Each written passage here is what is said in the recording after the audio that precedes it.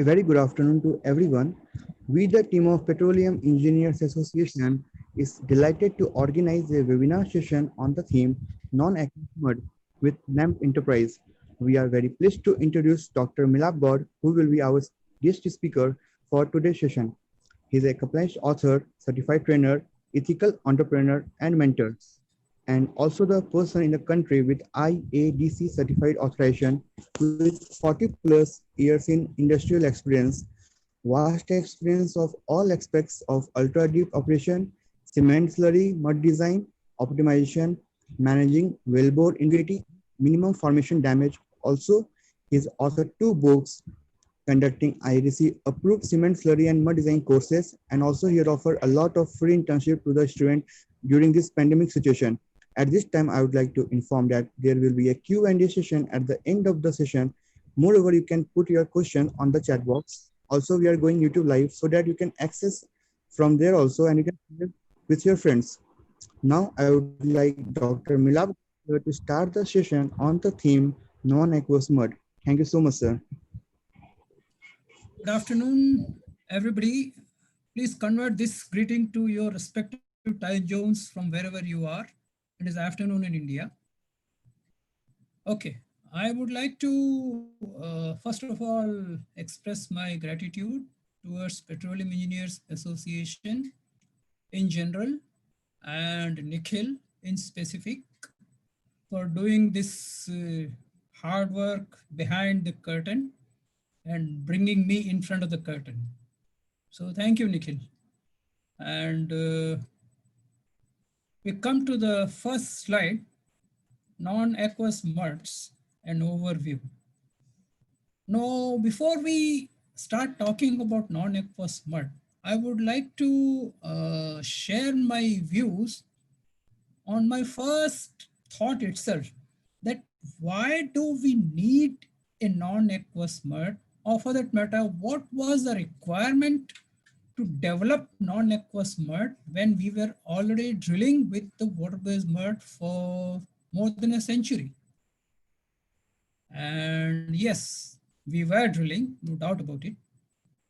The point is, we had been struggling with a lot of issues which were related to wellbore stability due to the interaction of the rock matrix and the mud system which was in use.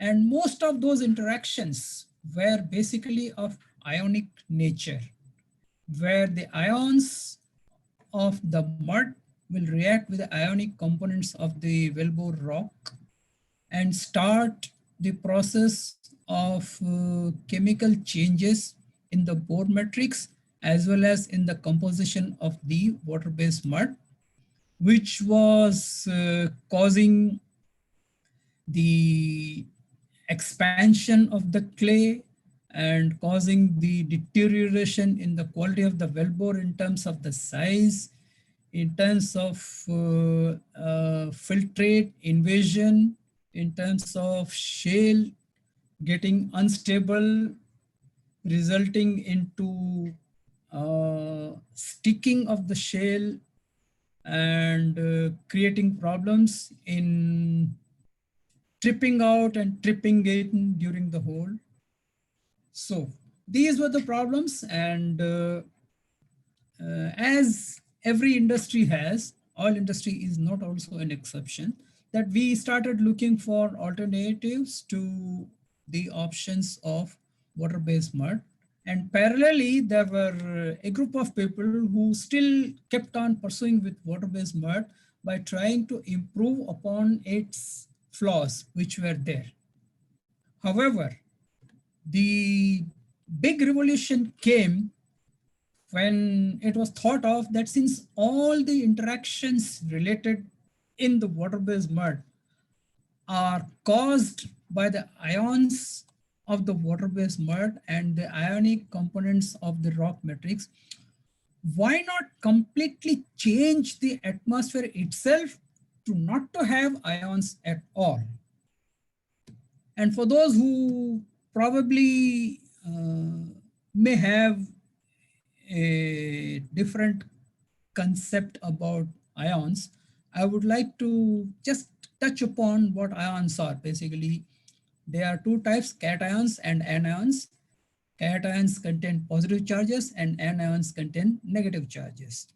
And our clay has contains both the types of charges, which is responsible for the flocculation, dispersion, aggregation, and deflocculation of the mud, which can cause the clay to swell and to also sloughing shales. Now we need to understand the difference between expansion and constriction of the shale. Basically, the reaction between the molecules of water and the ionic components is such that the shale can start constricting and coming inside, which means if I am drilling, let us say a 12 and quarter inch hole, the hole can constrict and at periodical intervals, it can become either 10 inches of size or 10 and a half inches of size. And at other places, the hole can expand. It can swell and the hole could be 14 inches of size, could be 15 inches of size.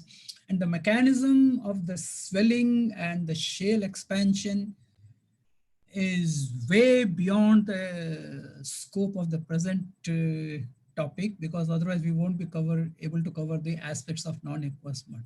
So in short, non-aqueous mud were a possible solution to every type of chemical interaction which takes place between the ionic components of the water-based mud and the rock matrix. Please be very, very clear that all wellbore instability related issues are not exclusively because of the ionic changes.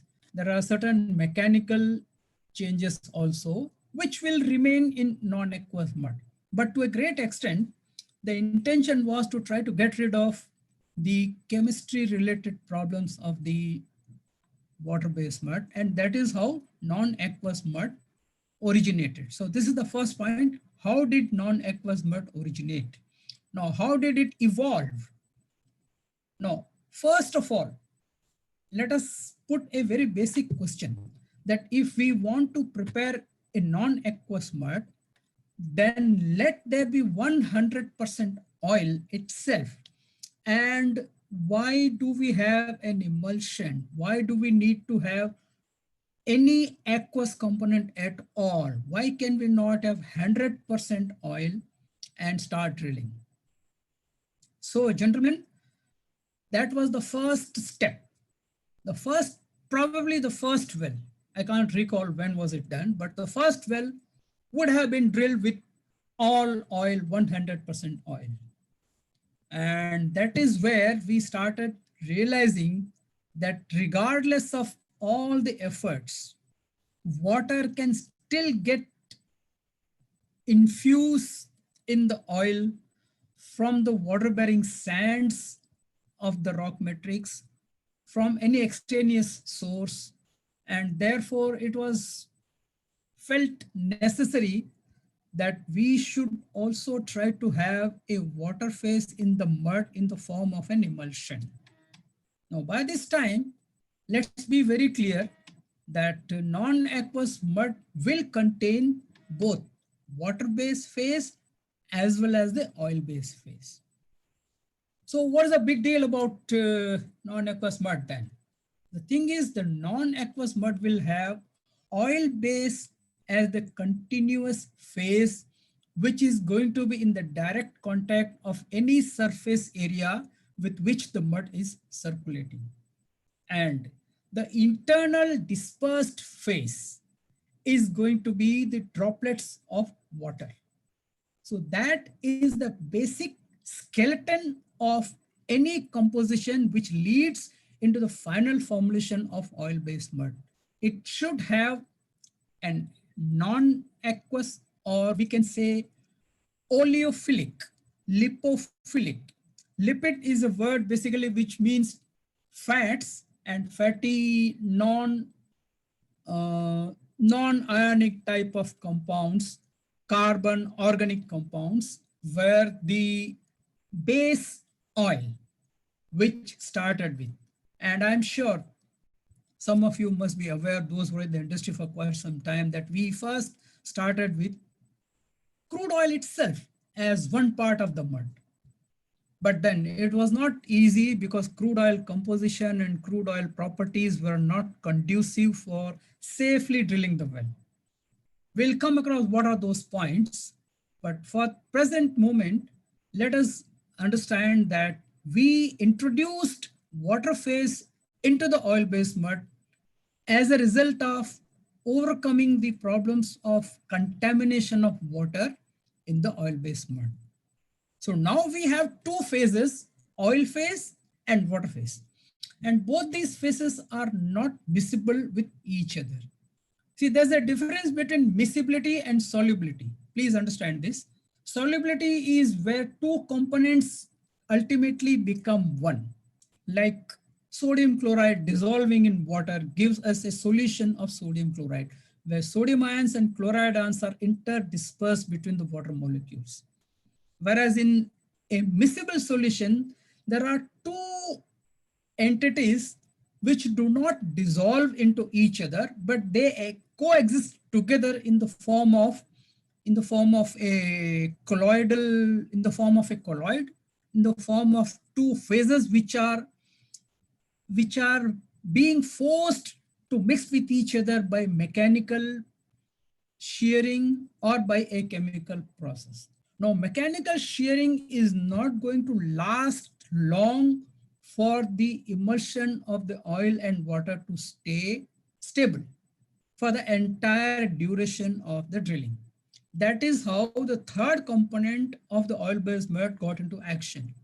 And that was our emulsifier. So we need oil, we need water, and we need emulsifier. Now, water in its pure form as H2O is also a covalently bonded molecule, and the impurities present inside the matrix and the other components of the water-based mud required that we have a solution of water, inorganic solution of water, not just pure water, because the process of osmosis came into the picture.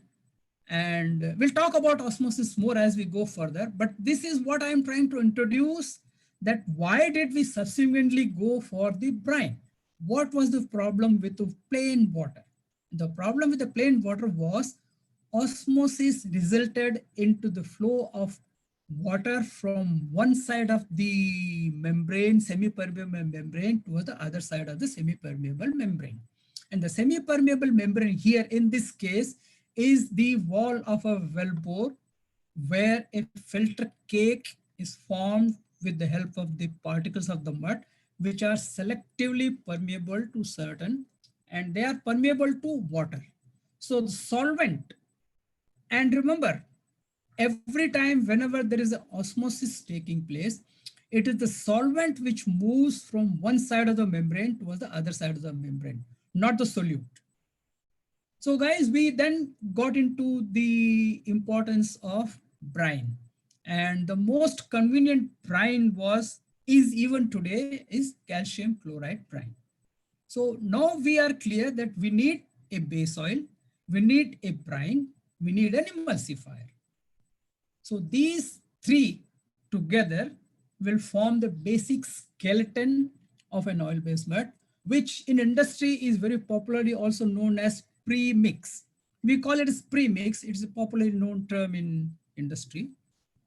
Now, as I have been telling that oil and water are immiscible with each other, so we need them to get completely miscible and give us a colloidal suspension which will remain stable for a long time to allow us to use the same and complete safe drilling. That is where the role of emulsifier came into the picture. And emulsifiers are by and large surfactant molecules. And surfactant molecules have two distinct phases of their structure. There will be a long non-polar chain and there will be short head of polar compound, and the base oil of the oil-based mud is going to get clinged to the long hydrocarbon chain of the emulsifier, and the water molecules will cling to the short head of the brine phase or calcium chloride phase. So this is how, if you look at one single unit of a non-aqueous mud, it will be like a circular is easy to represent basically.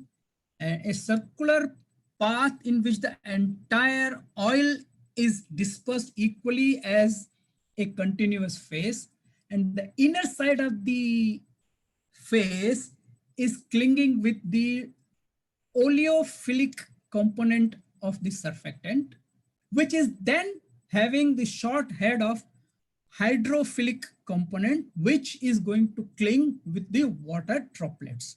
So this is a three-layered structure of a basic emulsion unit. And to form the emulsion, we need shearing.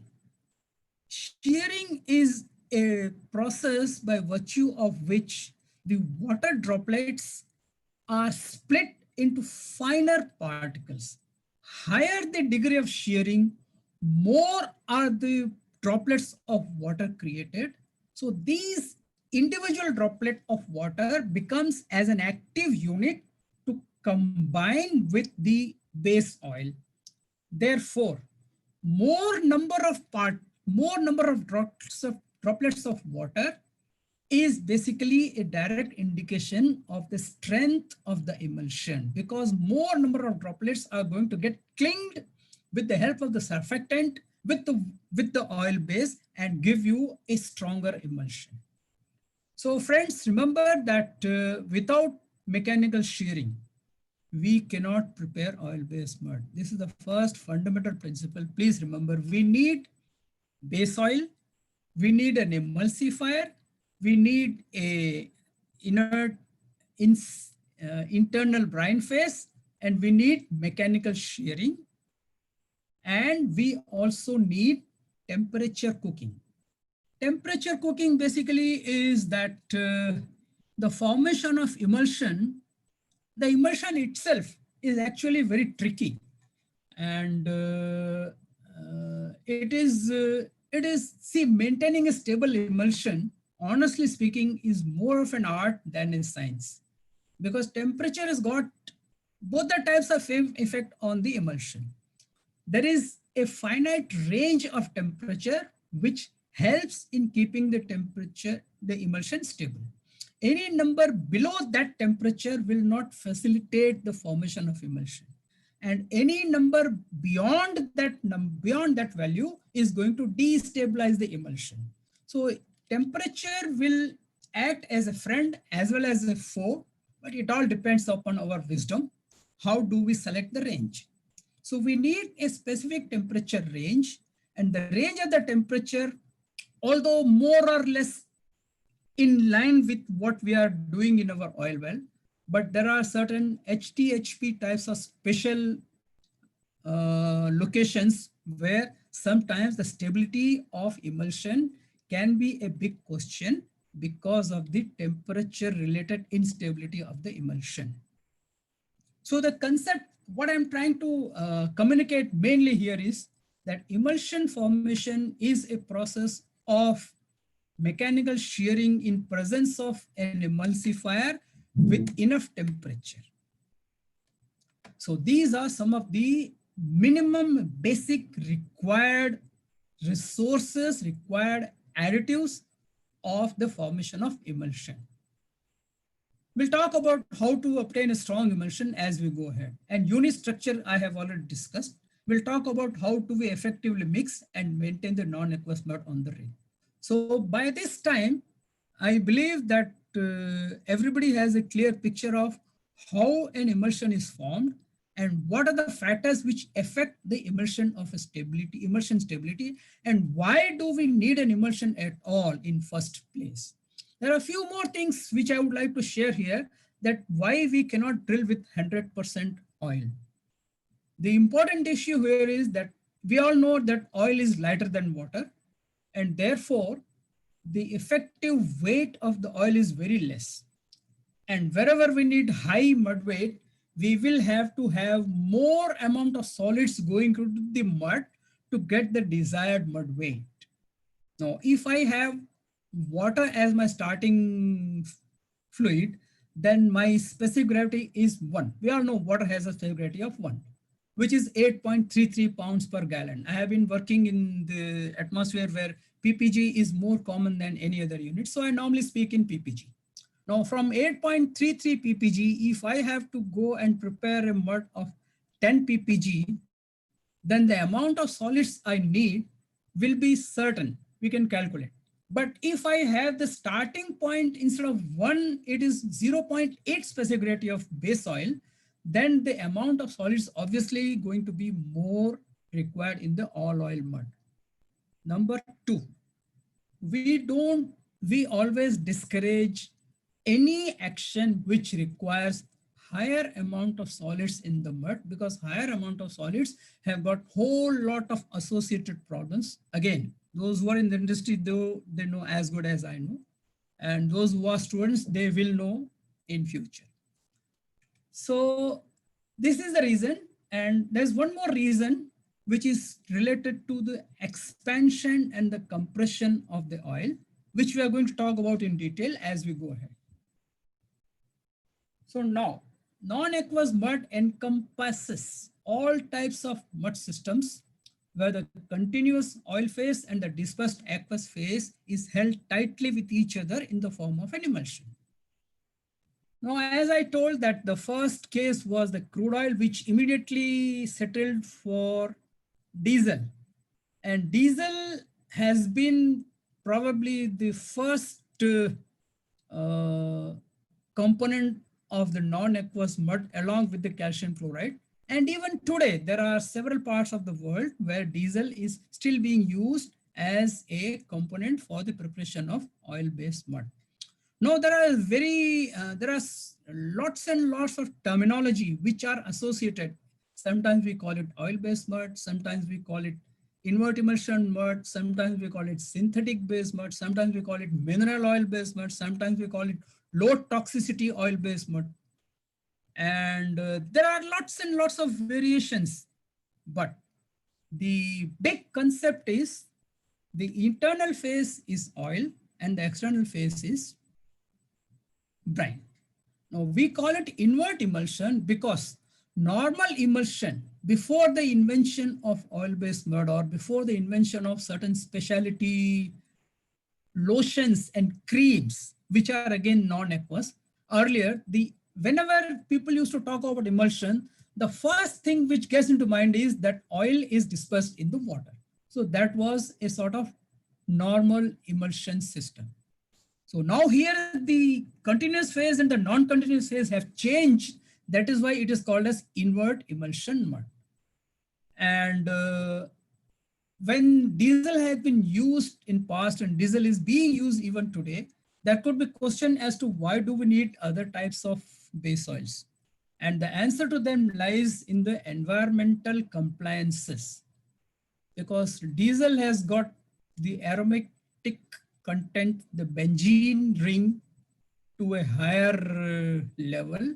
And I think we all know that aromatics like benzene and the other compounds of benzene are carcinogenic in nature. They have the potential to cause cancer. And that is how, because of the health and because of the environment, lots and lots of restrictions have come of late, which has led into the development of different types of base oils. Some base oils are made by paraffins, others are linear alkyl olefins, polyalkyl olefins, vegetable oils, mineral oils, and some of them have recently been even synthesized, starting from hydrogen atoms. I still remember, probably it is somewhere in Malaysia. I can't recall. Maybe it was a Petronas sponsored project, or somebody has done it by itself. They have synthesized the base oil starting from hydrogen gas. By combining the hydrogen gas and converting them into a liquid, they have made a stable base oil, which has got zero aromaticity. So it is the aromaticity which is the main difference, which keeps various additions coming into the industry in the form of different versions of base oil. And now aqueous phase, as I told you, initially was calcium chloride, but of late, lot of advancement has happened, and the fulcrum is gradually now shifting in the favor of potassium formate, sodium formate, cesium formate. Even for that matter, calcium bromide has been used as an internal brine phase. And most of the inorganic salts, halides, and formates are very commonly used as internal brine phase. Formates got one up over the halides because of the high density of the formate brines with which they can be prepared. Like potassium formate can go up to as high as 13 ppg, whereas calcium chloride can go only up to 11.5 or 11.6 ppg. So by reducing the total available solids, we prefer to go by a brine which is higher in weight to get the maximum weight of the oil-based mud with the help of the brine itself and reduce the solids concentration. Because you remember, I have initially told that the oil is lighter than water. Therefore, to compensate for the lightness of the oil, we try to add a internal brine phase fluid which has got a higher density, and thus we maintain the same amount of solids in both the types of mud and overcome all the problems which are associated with the higher amount of solids in the mud. So this is the evolution. Why did oil-based mud come into the picture? How did it evolve? What are the various steps? And what is the skeletal composition of an oil-based mud? And this, although I have discussed, but I'll just go through it. See, aqueous and non-aqueous phase are held tightly by an emulsifier, and the emulsion remains stable for a long time.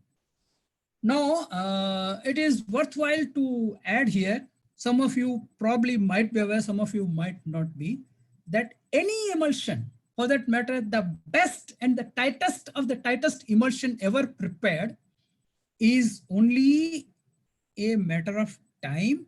And if you keep an emulsion or if you keep an oil-based mud stable, undisturbed in static conditions, then sooner or later, there will be a suppression of phases of the oil and water. Sometimes it can take weeks, sometimes it can take months, but the intermittent stirring, intermittent agitation, intermittent circulation, intermittent dynamism, intermittent mechanical shearing keeps the emulsion stable for a long time, as long as we want. So emulsion may be the best, but if it is not mechanically sheared, it will have phase suppression. So the repeated emphasis on the mechanical agitation is the message I want to give, that without mechanical agitation, oil-based muds cannot be prepared, cannot be maintained, cannot be formulated. Now, there's one more point here, that emulsion also requires some solids in it. Although strictly in technical terms, these solids can be termed as an impurity in the mud, in the non-aqueous mud, but they still need some impurities or some solids in the mud.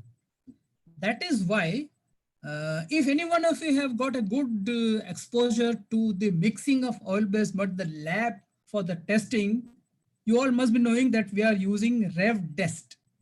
Revdest is nothing but an inert powder, and this powder helps in stabilizing the emulsion. And the equivalent of this powder in the field is basically your drilled cuttings, which become a part of the mud when we are going through the process of drilling. So this should give you a clear idea that when we resume drilling with the help of a non-aqueous or oil-based mud of any type, then the emulsion stability of the non-aqueous mud will keep increasing as we keep circulating, as we keep drilling, as we keep mechanically shearing. And this type of stabilization of emulsion is a function of the mechanical agitation when the bit is passing through the nozzles, when the mud is passing through the nozzles of the bit, it gets adequately mechanical sheared, and the inclusion of the drill solids ultimately add to the emulsion stability.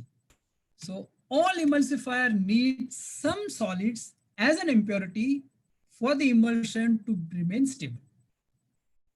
Now, predominantly, all those emulsifiers which are capable of forming water in oil as an emulsion have got a low hydrophilic lipophilic balance number, HLB number. Now I'll take 2 minutes or 3 minutes maybe here. HLB number concept must be clear. See, most of there is, like we all know that we have a scale of pH starting from 0 to 14. Same way we have a scale of HLB number, which starts from say 1 and it goes up to as high as 17, 18, or even maybe more. So this scale is representative or indicative of the hydrophilic or hydrophobic nature of the surfactant. Hydrophilic, of course, is water loving, and hydrophobic is oil loving. So if we need to have a good surfactant which will emulsify the water inside the oil, we need a lower HLB number surfactant.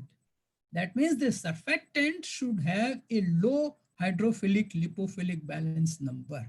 And this low hydrophilic lipophilic balance number is an indicative of the strongness of the polar, of the non-polar part of the surfactant, and the short head of the polar part is not so strong in comparison to the non-polar part. When I say not so strong, it should not be got confused that it is weak, because we are talking about the comparative strength of two surfactants.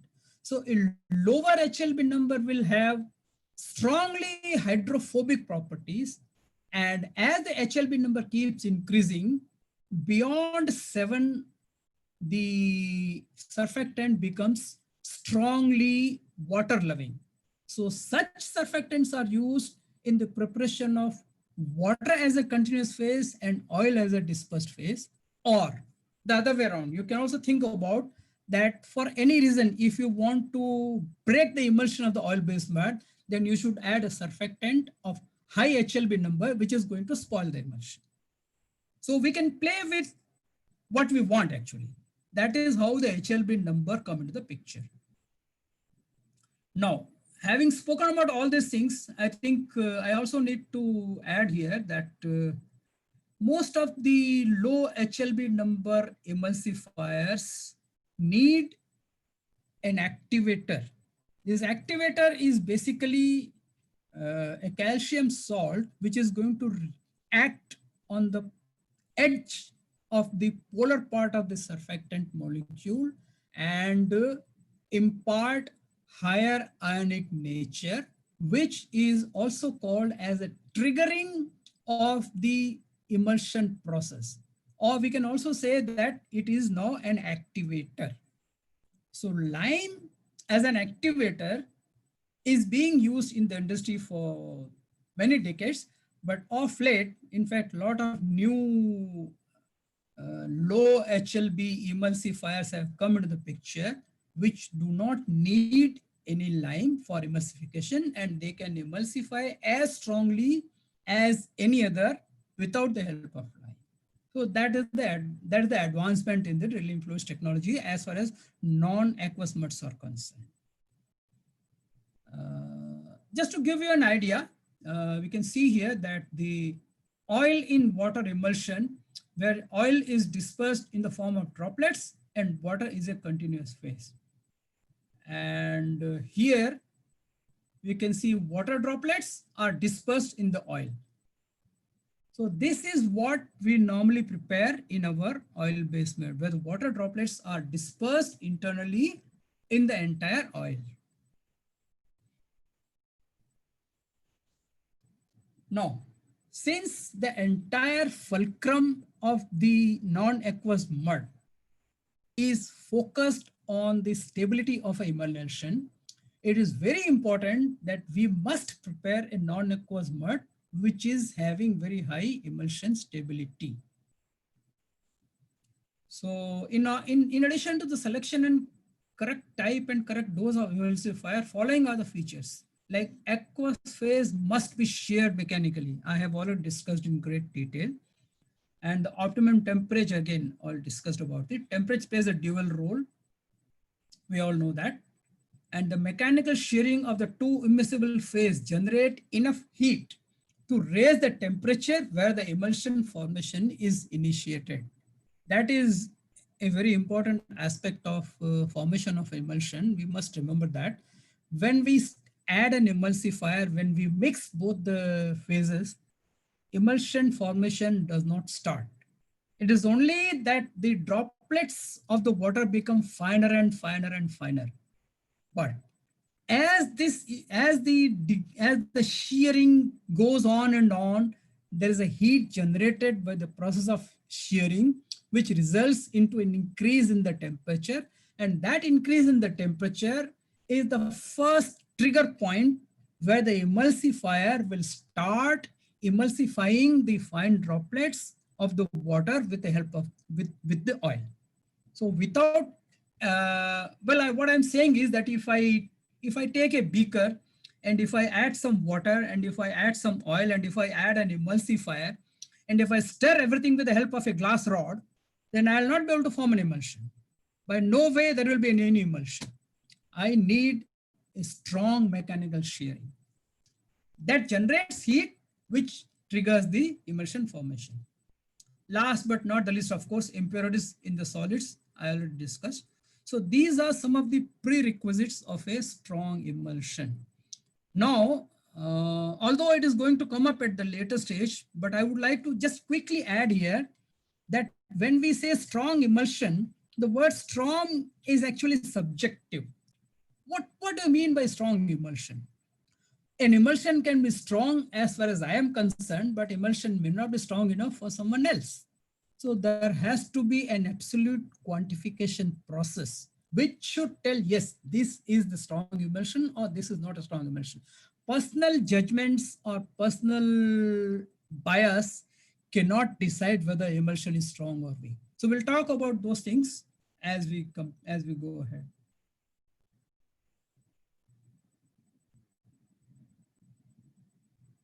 So by this time, I think we have come to a stage where we can talk about some of the advantages of the non-aqueous mud. The first advantage, of course, for which oil-based mud has found a place in the industry is shale stability. I'm assuming here that most of you have a pretty good idea about how shales swell and how oil-based mud inhibits the shale. So I'll not go into the deep details of the shale stability mechanism, but just to touch up, to give you an idea as to why oil does not swell. See, the formation of shale basically is a process of conversion of clay into an aggregated matrix which is devoid of water. So if I have a clay model which will contain a lot of water molecules in it, apart from the inorganic components like silicates of aluminum, silica, and all those things which form the basic skeleton of a clay. So this water molecule, which is interspersed between the lattices of the clay, is an inherent and integral component of all the clays. Now, when there is some pressure which is exerted on this rock by the overburden layers of the earth crust, so the water molecules being lighter gets expelled out of the clay. And when water molecules get expelled out of the clay, then the clay converts into a shale, which means the shale is always craving that water was the original part of my composition, and at first available opportunity, I would like to get the water back into my composition. That is the root cause of why shales swell in presence of water. And that is how, when the shales start swelling in presence of water, they will add up to the problems of drilling industry by making the hole unstable and creation of gumbo shales, creation of sticking of the BHA, increase in the torque, drag, all sorts of problems, pipe sticking, all sorts of problems related to water bound swelling of the clay. Now, there are many more factors to shale, but I think if I talk about them, then I won't be able to cover the other aspects. So we move to the next aspect. Next aspect is, again, we are talking about the temperature stability. Now, as we all know that water as a pure liquid has got a boiling point of 100 degrees Celsius. And we also know that whenever any solute is added in the water, then by nature, there is an elevation in the boiling point. Elevation in boiling point and depression in freezing point. We all must have studied in our elementary science. So by virtue of the addition of different additives in the water-based mud, the stability of the water-based mud is extended beyond 100 degrees centigrade. That means the water in the water-based mud will not start boiling at 100 degrees centigrade. But how long will this remain stable is a big question. But by and large, the industry has seen that around 40, 50 years ago, when we were still in the process of using only dispersed mud system or the aggregated, flocculated, deflocculated mud systems like CLCLS system, gypsum system, bentonite system, lime-based systems and all, there the maximum temperature stability of most of the types of water-based mud was related to around 120, 130, 125 degrees. That's it. Beyond which, the components of the water-based mud will gradually start deteriorating because of the shear, because of the heat degradation of the polymers which were used in controlling various properties of the water-based mud. And this became a problem as we kept digging deeper and deeper with the passage of time, where the bottom hole temperatures started going as high as 200 degrees centigrade, could be more than 200 degrees centigrade. So the water-based mud started losing the integrity as a result of temperature-related degradation of the components of the water-based mud. That is where oil-based mud again score over water-based mud, because they have got a higher stability as far as the temperature is concerned. And they remain stable for a larger, they can remain stable up to 450, 500 Fahrenheit, most of them.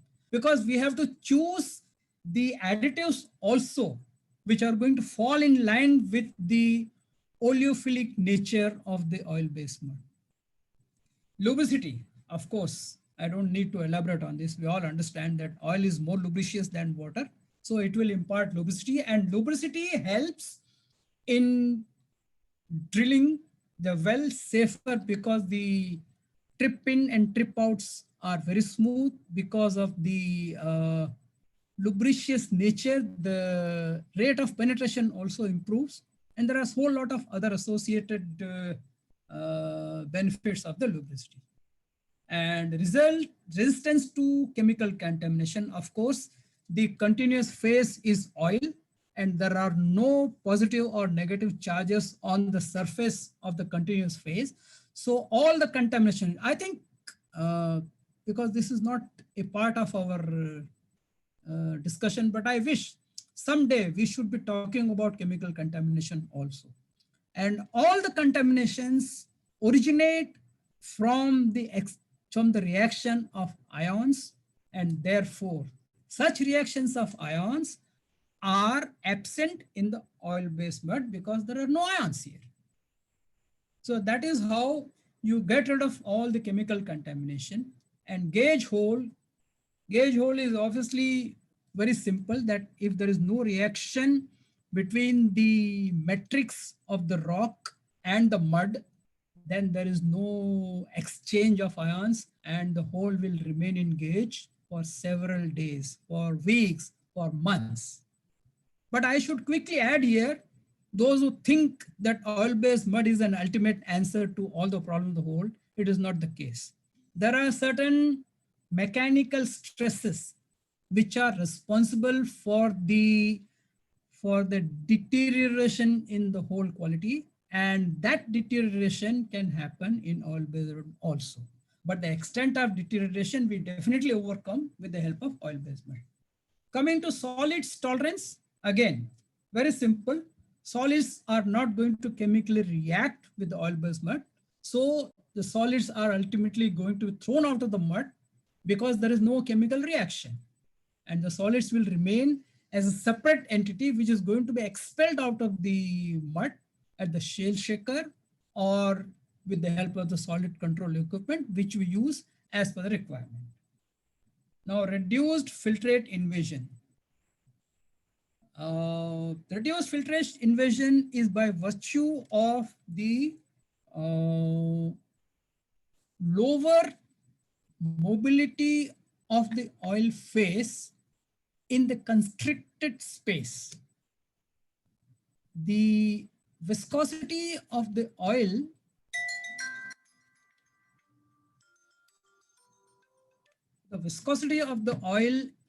is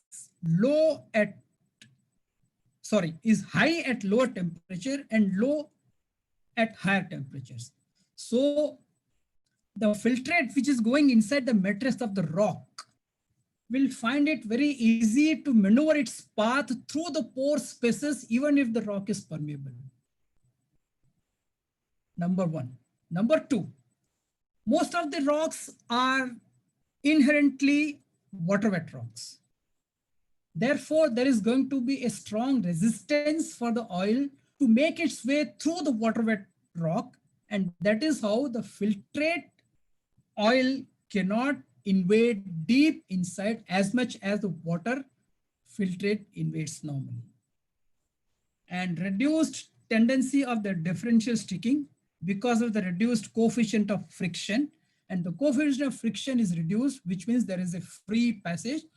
The oil wetting of the metal pipe of the drill pipe from outside also makes decreased interfacial tension. Interfacial tension again is a property which makes the flow smooth. Drilling under balance.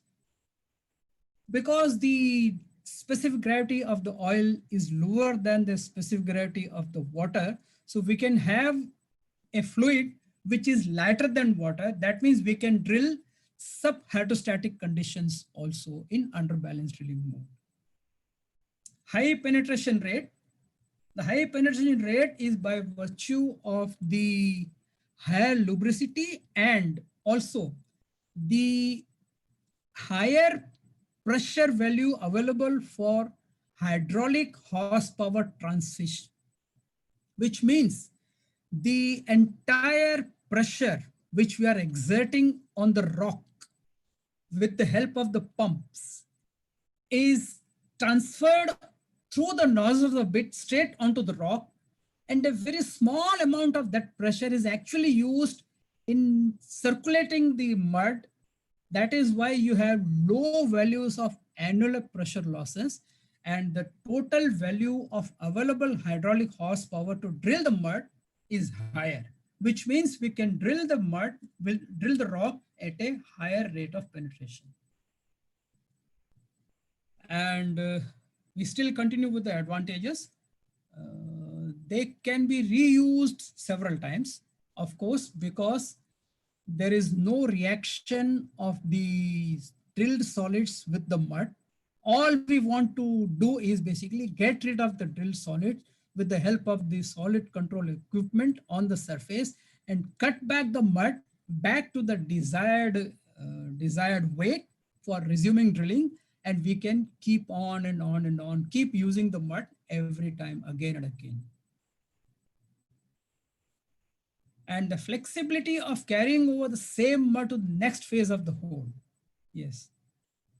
One has to actually be on the rig to understand this implication, because many times what happens is that the shale inhibiting efficiency of the water-based mud becomes a limitation where the reactive clay content of the rock gets so high that you cannot drill with the water-based mud. And even if you have drilled the shallow portion with the help of a water-based mud, you will have to subsequently change to the oil-based mud to drill safely. And you end up wasting a lot of rig time, lot of pit cleaning, lot of circulation, lot of contamination, and all those things are taken care if you just simply carry forward the mud from the previous phase to the next phase. Stress and fatigue are reduced, of course, because of the lubrication and because of the lower coefficient of efficacy. Reduced tendency of corrosion. We all know that corrosion is initiated, again, it is an ionic process where you have a cathode and an anode, and then there are charges, which are basically hydrogen ions, which trigger the corrosion reaction. And when we don't have those hydrogen ions to create the conditions for the formation of cathode and anode, we don't have corrosion. Of course, reduced torque and drag we already speak about. Reduced drilling time, because we can drill faster, so we don't need a long time to drill.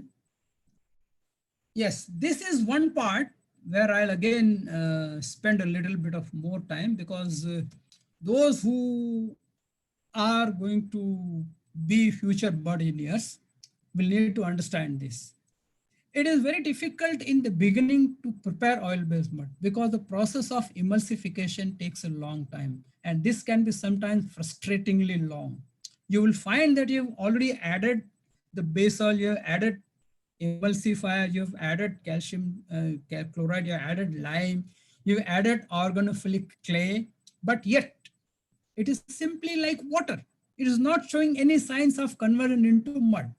And sometimes I have found on several occasions that people get a little impatient, and they will start over treating the oil-based mud with the clay to quickly yield and start drilling. And that is not the way to do. So mixing takes time, but the good part is once you have completed the mixing and once the oil-based mud is in use, then because of the non-reactive nature of the oil-based mud, there is no big change in the composition or the properties of the oil-based mud. You can, we used to basically joke with each other on the rigs that you can prepare oil-based mud and go to sleep. Nothing is going to go wrong. And you can drill. But that is not the case in water-based mud, because water-based mud needs a lot of visual watch and a continuous monitoring of the parameters of the mud to make sure that what is the impact of the contamination which you have to overcome. That is why, again, it is my personal opinion. It's not something which is universally true, but I have seen that guys who are able to handle water-based mud more efficiently are those people who have got a very good understanding of the subject of chemistry. And for them, running oil-based mud is comparatively easy. But those who do not have a background of chemistry, those who have not got into the concept of handling the contamination, they sometimes struggle with water-based mud. Sometimes because of the flocculation for unexplained reasons, you get into trouble as to what sort of treatment do we need to overcome the flocculation. Just one point. Having said that, industry is full of good people of all the types. But when I talk of comparison, I will say that water-based mud requires a more skillful mud engineer than an oil-based mud. However, we have enough people of good skill in the industry, so that's not a problem. Coming back, we'll talk about now some of the disadvantages. I think the word advantage and disadvantage probably are not appropriate. I should have written that some of the challenges of the oil-based mud and some of the facilities which oil-based mud impart. Anyway, the concept is same basically. Oil-based mud will have initial high cost per barrel because of the cost of the base oil, because of the cost of the various specialty additives, because of the cost of the emulsifier. Now, as I go through the process, I will also provide a counter argument here to make you explain that disadvantages can be advantages and advantages could have been disadvantages depending on what the situation. Now, if somebody says that the initial high cost of oil-based mud is a disadvantage, then I would probably not completely agree, because if the time which is saved with the help of the oil-based mud is going to overcome the problem of initial high cost. But having said that, the big question is sometimes it is very, very difficult to quantify and precisely point out that how much time has been saved because of the mud. And that is why I say that this is a high initial cost per barrel, which is a sort of disadvantage for the oil-based mud. And mechanical shearing, as I said, is really time consuming. And I can tell you guys that I have personally gone through this suffocated process where we had to, we were drilling on a particular deep water well, which has got the water depth of 3,000 meters. Imagine 3,000 meters of riser. Below that, we have another 4,700 meters of matrix to be drilled. And the first casing, which was drilled in the riserless mode, after that, we had to change over to start using drilling with oil-based mud. The changeover volume was 7,000 barrels. 7,000 barrels of the mud just to change over.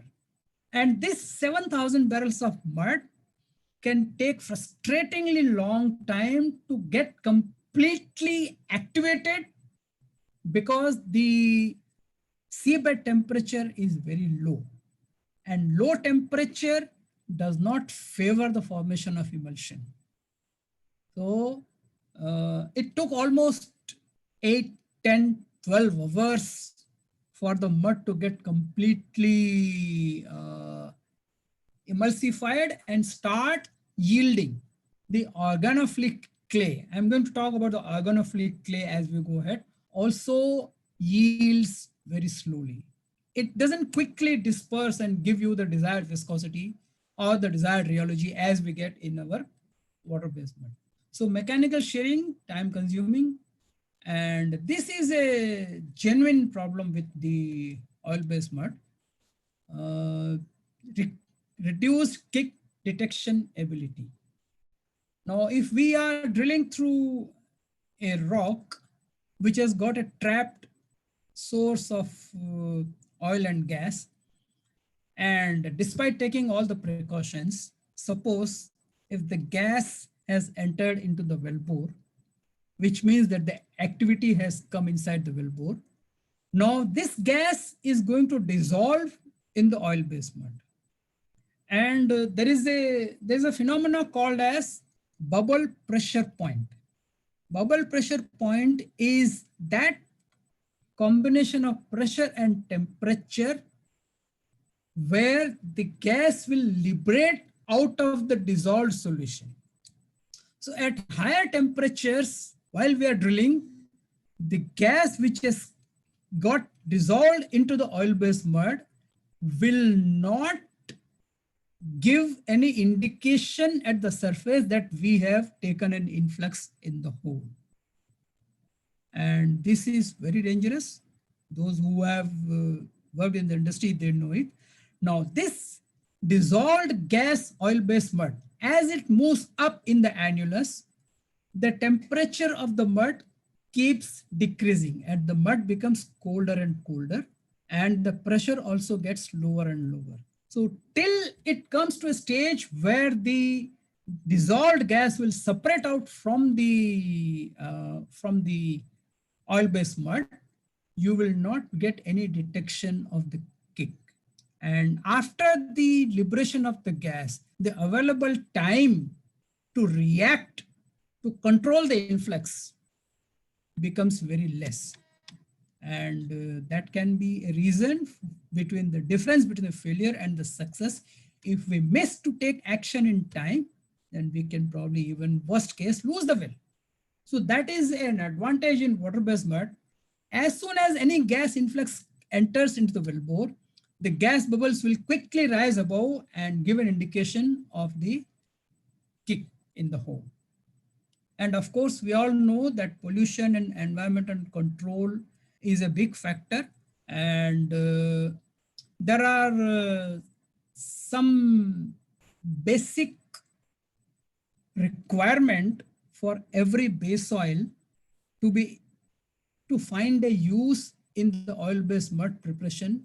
And there is one which is called as LC50, LC96. These are some of the regulations which have been made by various countries. And the problem comes when the aquatic flora and fauna are getting affected by the oil-coated cuttings which gets dumped into the offshore. Nowadays, it is not the case, but it used to be there in place. And that is why there is a particular species of fish which is normally called as mysjid shrimp, M-Y-S-J-I-D, mysjid shrimp. It is a very weak fish, and the oil-based mud is subjected to environmental testing in environmentally controlled regulatory agencies in their laboratories, where they're going to expose such fishes to the oil-based mud environment for periodical intervals, and every time they will find out as to how many species are able to withstand the adverse effect of the pollution created by the oil-based mud and survive. So LC50, the higher number of LC50 denotes that the oil-based mud is less polluting than in comparison to that which has got a lower number of LC50. The number is denoted basically that if the fishes were able to survive more, that is LC50, you have a better, less pollution or less toxicity. We can also say toxicity here. And that is how you make norms for the use or for the restriction on the use of the oil-based mud with the help of different base oils available in the industry. We talk about high cost of lost circulation. And the concept here basically again comes that oil-based muds are more prone or more vulnerable to loss while drilling in comparison to water-based mud. And again, the reason is, if we remember that oil-based muds does not react with the shale, whereas water-based mud reacts with the shale. So what happens, guys, when the water-based mud is reacting with the shales? There is a reaction which is going to partly plug the pores of the rock because of the formation of a solid which is going to swell. And this swelling of the reaction mechanism of the shale is going to inherently plug the pores of the formation rock.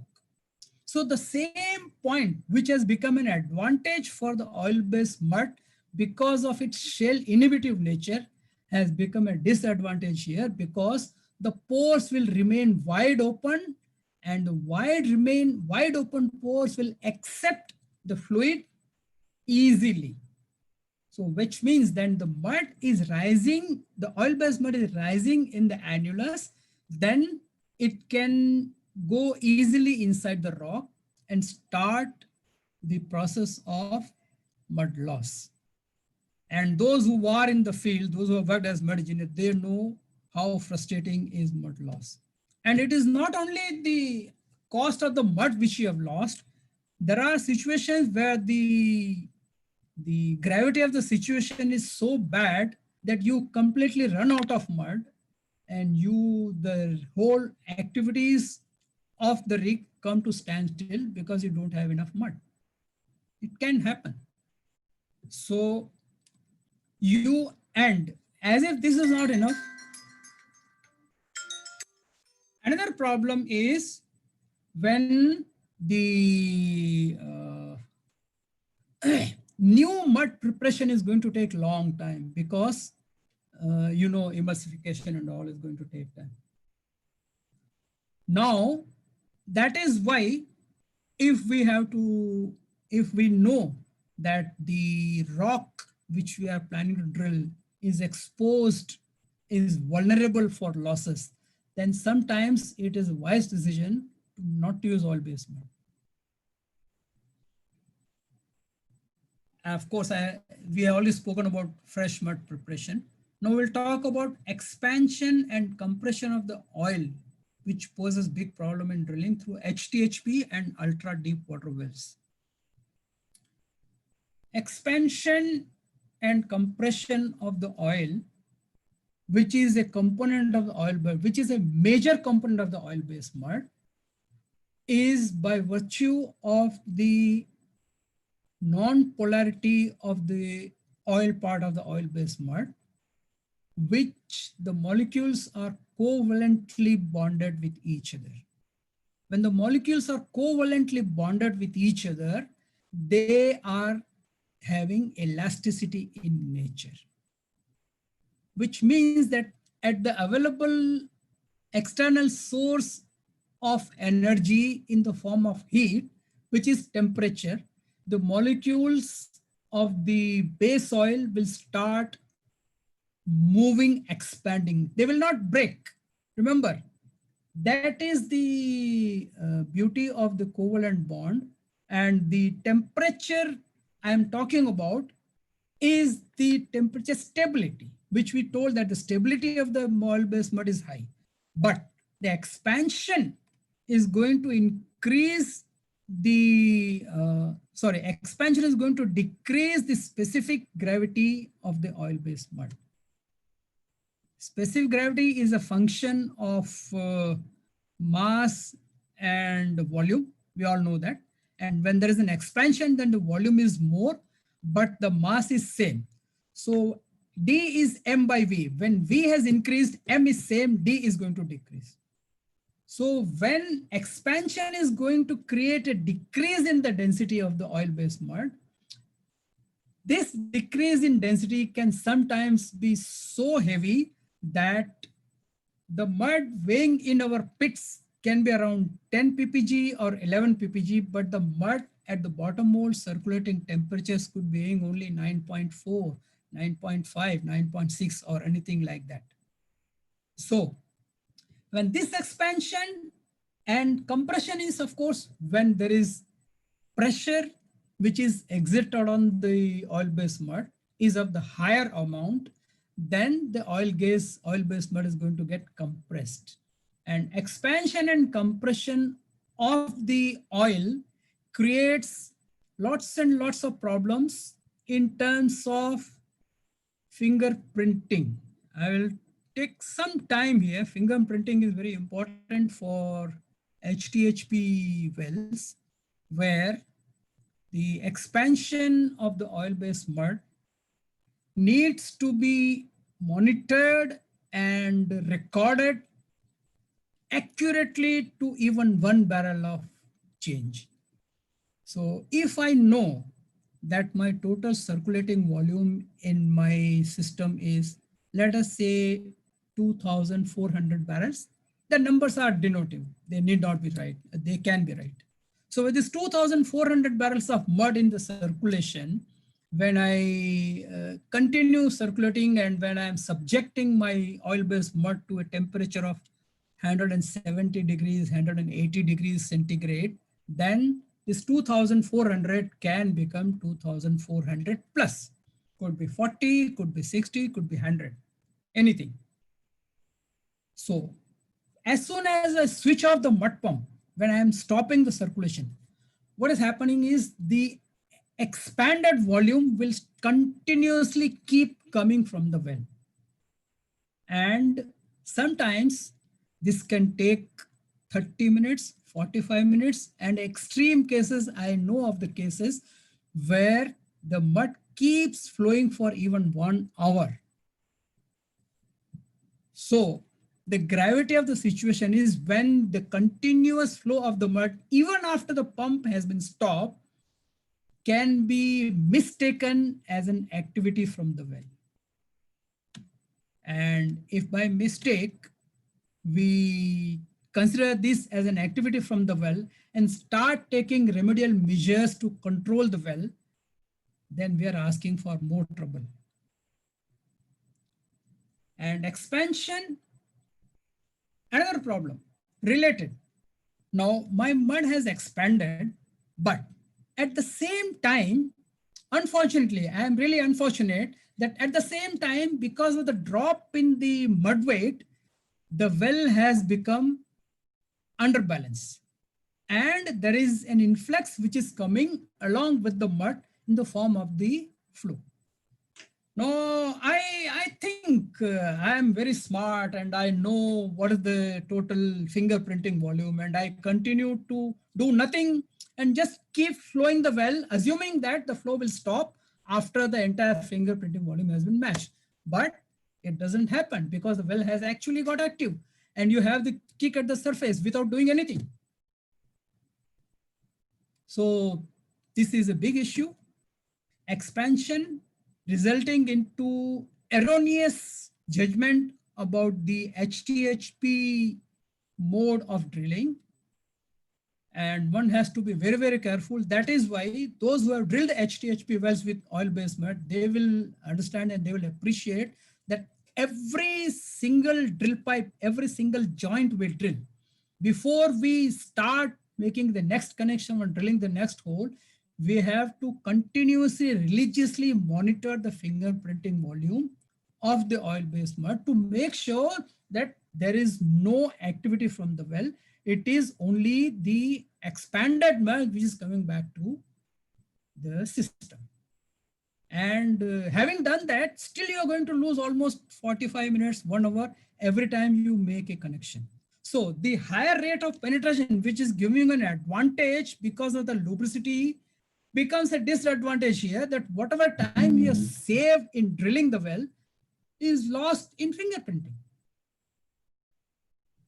So, and another point, if you are drilling an ultra deep water well where the temperatures are very low to the tune of 4 degrees centigrade, 5 degrees centigrade, there the compressibility of the oil-based mud becomes an issue, because the mud weight is now going to increase as the compressibility has increased, and the mud weight increases, then the probability of losses also increase.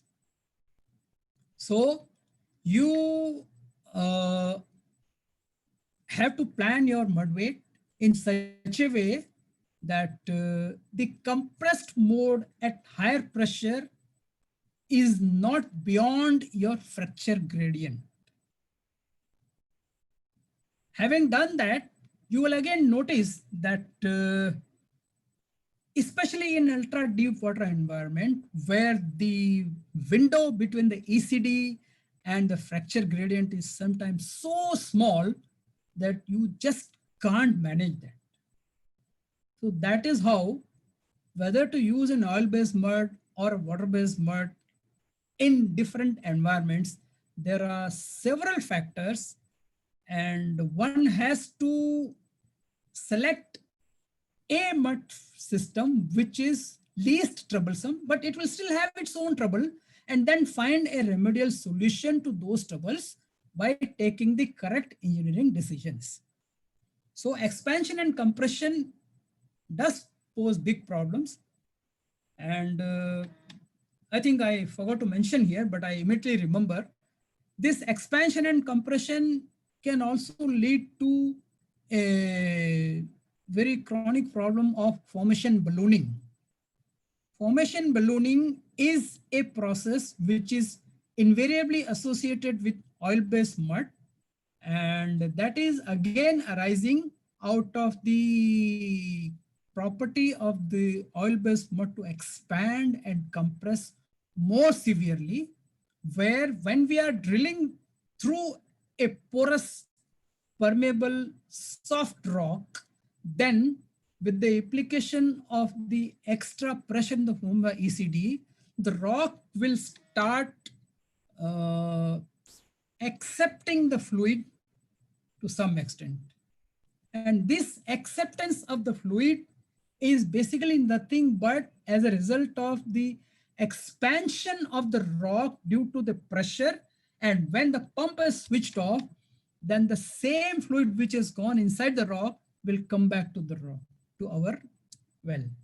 So the ballooning feature sometimes can give you a false indication that you are losing mud while you are drilling, and you're gaining mud while you are not drilling, while you are keeping the pumps switched off. So this type of compression and expansion related issues are very delicate. Of course, there are engineering solutions available to them, but that's not the topic of our discussion today. So I just wanted to share that how critical can expansion and compression be. There are solutions, and of course we have overcome a lot of them.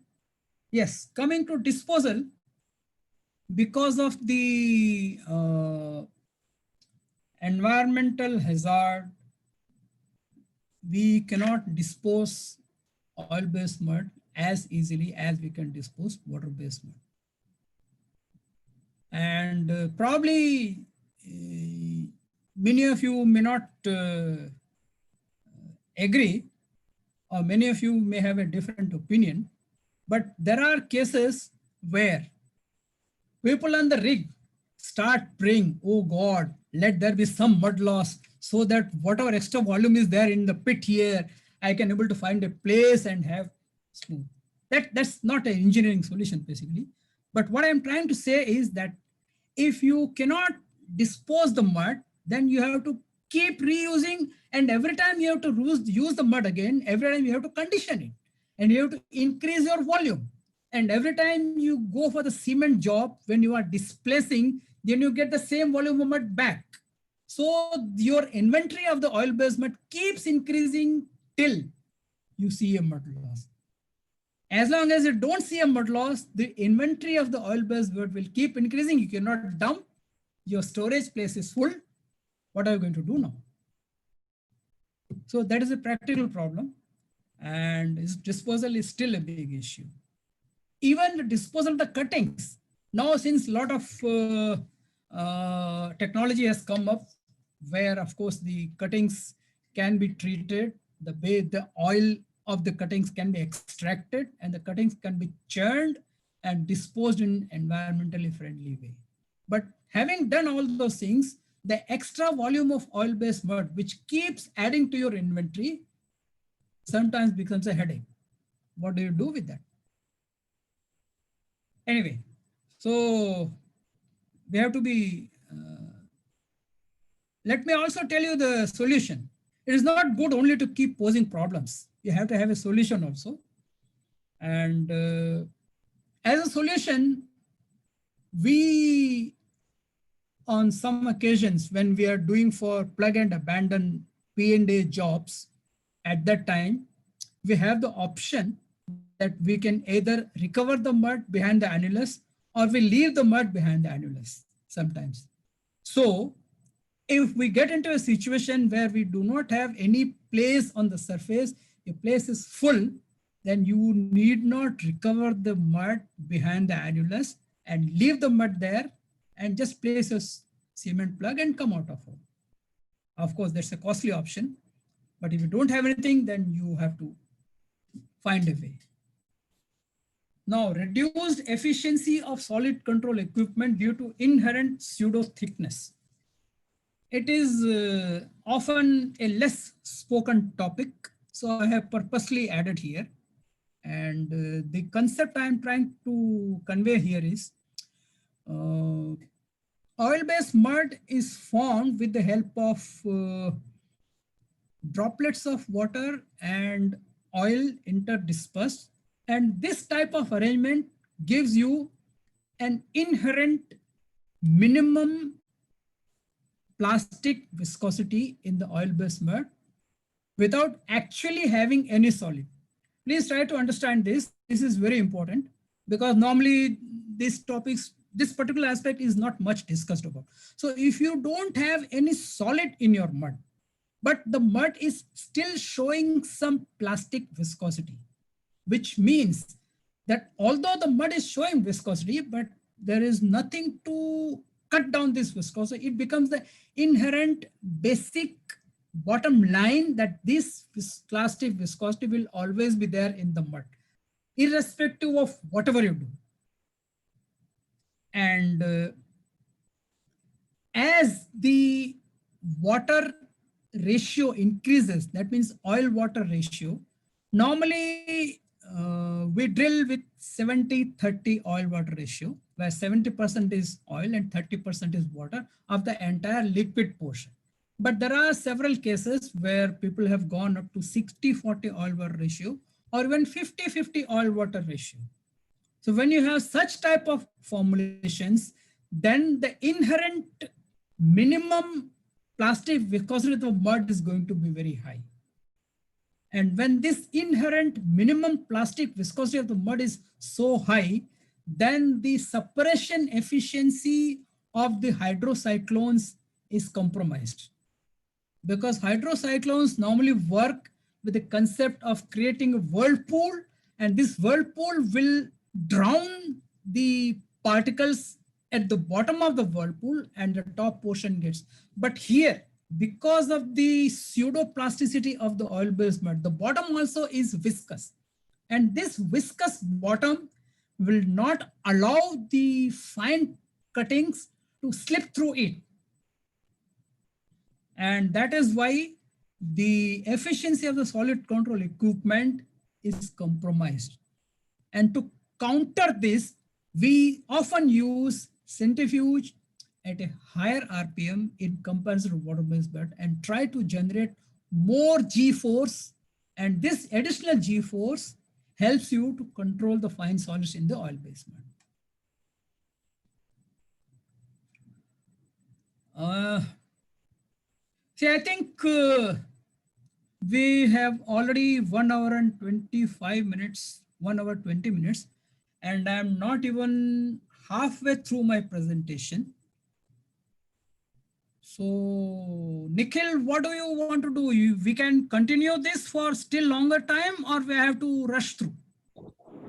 We can continue also, or yeah, I don't have a problem, but what I'm saying is it can probably take same amount of time as we have already taken.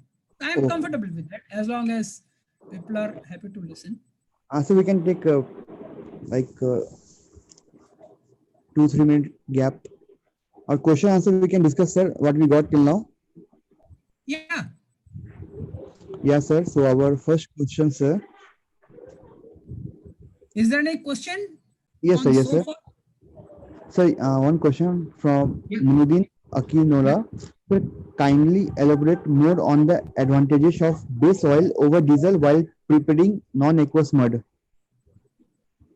Elaborate on the advantages of the base oil. Yes, sir. Over diesel while preparing non-aqueous mud. Okay. Over diesel. Yeah. See, base oil will have a better control on the flash point on the pour point. Actually, it is there in my subsequent presentation. I'm going to talk about aniline point, carbon distribution pattern, aromaticity, flash point, pour point, and the fingerprinting of the base oil. So that will come. It is there in my presentation. It will come. Okay, sir. Yeah. Our next question, sir. Yeah. So, can the evaporation issue be addressed while the difficulty associated with quantifying the amount of water lost and therefore the sometimes need for water, not brine addition, since you want to control your WPS? Water phase salinity. Yes. Yes. Water phase salinity can be controlled, but I would actually hesitate to add plain water to control the water phase salinity. If we do not treat our oil-based mud with the maintenance dose of brine, then over a period of time, the water phase salinity of our mud gradually decreases. And that happens because of the osmosis. And the osmosis is a function of the salinity of the rock and the salinity of the oil-based mud, which is what we call as activity. Lower the activity, higher the salinity of the oil-based mud. So it is not a very good idea to actually add any water in the oil-based mud to decrease this water phase salinity. But again, there are several practical tips which are related to the maintenance of oil-based mud, and I have covered this point there. But I would say that no, we should not add water into the oil-based mud for decreasing the water phase salinity, because I am yet to visualize a situation where there will be a real need to decrease the water phase salinity. So if the gentleman can explain to me as to why does he need to decrease the water phase salinity, then I can address the answer properly. Okay, sir. He is right, sir. Our next question, sir. Sir, how do we overcome the problem of lost circulation? Is it by using kill mud or any other? From Dhatri Shranya, sir. Loss control. Loss circulation, sir. Guys, yes, loss circulation is a topic 10 times bigger than oil-based mud. And I wish I could cover that, but in short, Sure, there are sir. several designer muds which you can prepare, in which you can treat the mud with special sealing agents, bridging agents, or fibrous materials to minimize the loss circulation problem. And sometimes, if required, we can place LCM pills also, or we can redesign our ROP, our pump strokes, our rheology of the mud. There are hundreds of ways of doing it. And yes, with all those measures in place, we can certainly reduce the impact of loss circulation in oil-based mud. But I don't know whether we can completely eliminate or not is a question which, yes, there are cases where we have done it. In fact, we have done it ourselves. But that depends upon the rock, that depends upon the porosity and the permeability of the rock, that depends upon the intergranular pore throat size of the rock, that depends upon the ROP of the rock, that depends upon the APWD, that depends upon the fracture pressure and the mud weight selection process and your hydraulics design. So there are several factors, but by and large, with the help of engineering design, we can minimize the impact of loss circulation while using oil-based mud, and we can manage. Yes, that is possible. Okay, sir. Our next question, sir. Yes. Sir, can non-aqueous mud be used during surge and swab operation? Surge and swab. Yes, sir. Surge and swaps are not operations. Surge and swaps are basically two conditions which exist in the well during tripping in and tripping out. Out. Yes. So yeah, I mean, I would probably say that it is actually a disadvantage of oil-based mud because the impact of swab and surge in oil-based mud is more pronounced than water-based mud. And it is basically a piston effect which is created when we are pulling out a hole, and that can be sometimes so severe that it can induce activity in the rock. But there are ways of doing it. Either you can pump out a hole, or you can probably pull very, very slowly. Going to take more time, but it is better not to have any instability in the wellbore at the cost of taking some extra time in the operations. So yes, there is a solution, but swab and surge have more pronounced adverse effect in oil-based mud in comparison to water-based mud. So we can control swab and surge pressures by selecting the right rheology of the mud and intermittently circulating the mud at various depths while tripping in and tripping out to break the gels. So gel strength breaking is a good practice to control the swab and surge while you can trip in and trip out at regular intervals while still moving the mud, making the mud mobile. Making the mud mobile is a good practice to overcome the problems related to swab and surge. Okay, sir. Our next question. So, filter cake is preferred for high pressure wells or not? Sorry? Filter cake is preferred for high pressure wells or not? Filter Filter cake cake. has got nothing to do with HTHP wells or normal well or a deep water well. Yes, filter cake can be prepared in the HTHP wells also, but the thickness of the filter cake and the characteristics of the filter cake will be decided by the rock, because if the rock has got certain binding agents, then it is going to cling to the filter cake, and the filter cake will be compact, thin, and impermeable. But if the rock itself is such that it does not bind, then filter cake can be fluffy. Filter cake can be sort of broken in pieces, or filter cake can have pinholes in it, or filter cake can get partly eroded from the rock because of the inability of the rock to hold the filter cake. So these things can happen whether it is oil-based mud or water-based mud. There's no difference between them. It can happen in both types of mud. I would request that let us please keep the questions more focused on non-aqueous mud, because I am yet to. I have still gone on to up to slide number 10, and there are 17 more slides. So you I can can go continue, on sir. and on. I don't have a problem. But are all of you willing to go ahead for another 2 hours? So you can take a break of 5 minutes, sir, like water and. Okay, so I think I'll now proceed with the next part of my presentation. And I'll promise I'll answer as many questions as I can. There's no problem on that. Yeah. Sure, sir.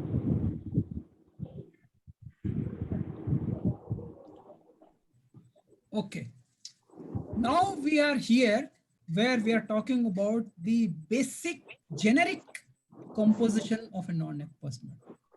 As I told you, the continuous external is oil phase, non-continuous is internal brine phase. We have emulsifier, we have lime, we have organophilic clay, and we have fluid loss control additives.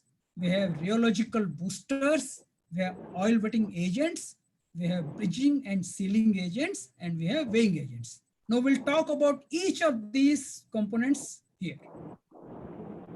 This is going to have the answer for the gentleman who was asking what is the difference between HSD and the base oils? Why do we use base oil and not HSD? We will have all the answers here. The first important factor for feature for any base oil is the kinematic viscosity. The kinematic viscosity reflects the inherent viscosity specific for every base oil. Every base oil will have a different kinematic viscosity, which makes it more or less suitable for different drilling environment. A base oil which has got a higher kinematic viscosity will be a good choice for drilling HTHP wells, whereas a base oil which has got a lower kinematic viscosity will be a good choice for drilling deep water wells. So that is how it makes a difference.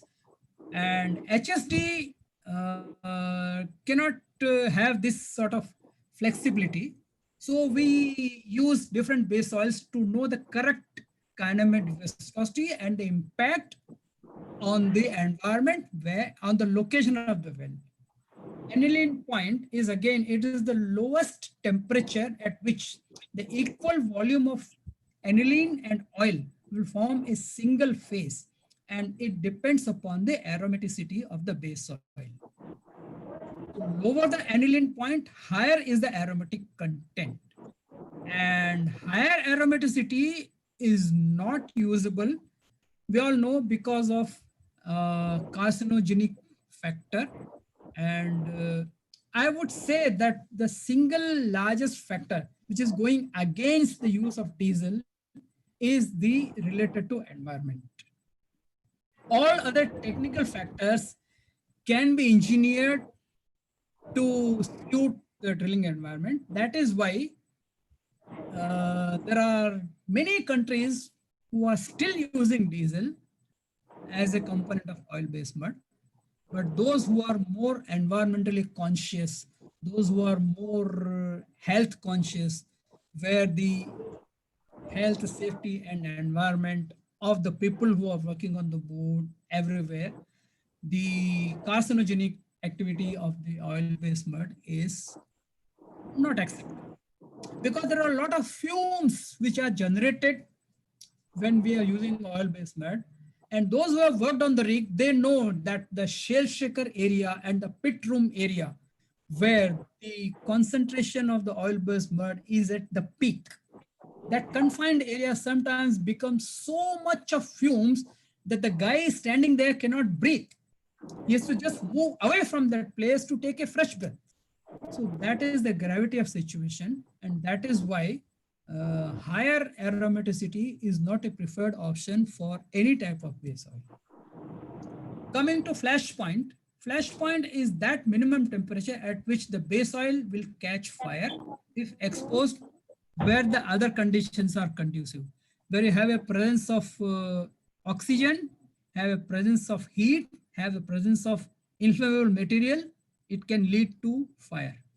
So that is a flash point. If I have a base oil which is very good, which takes care of all the requirements of my operations, but the flash point is very low, then I cannot use that.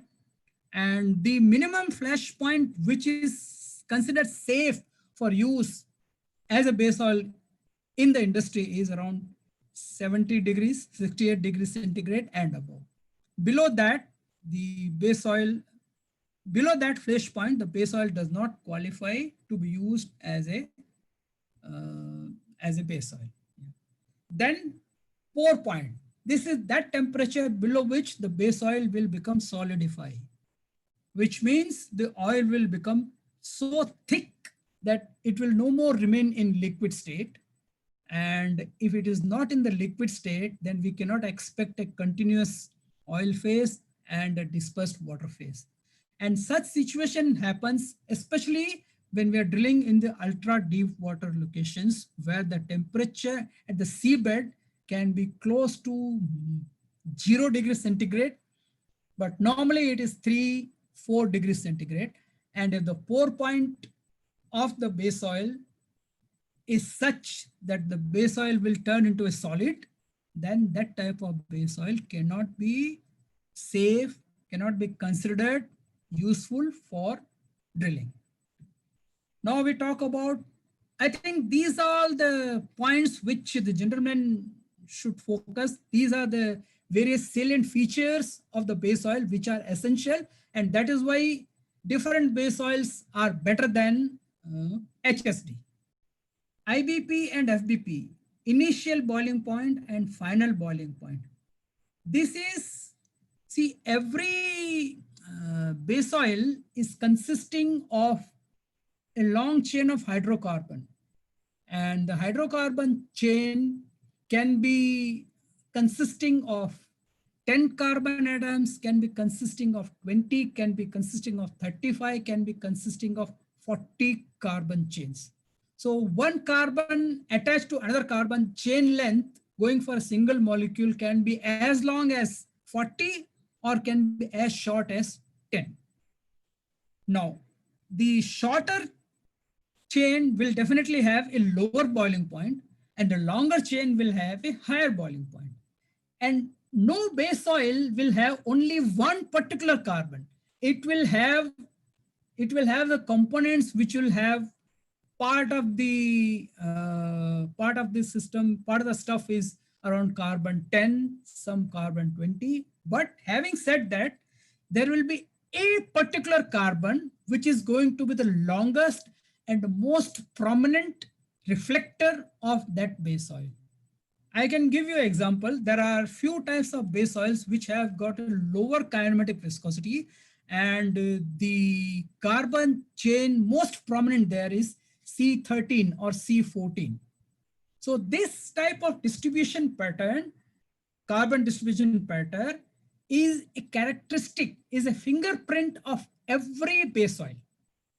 I am not a salesperson for any particular company, so I'm not going to name any additive, but by and large, lower lower carbon distribution pattern will have a lower IBP, and they will have a lower flash point.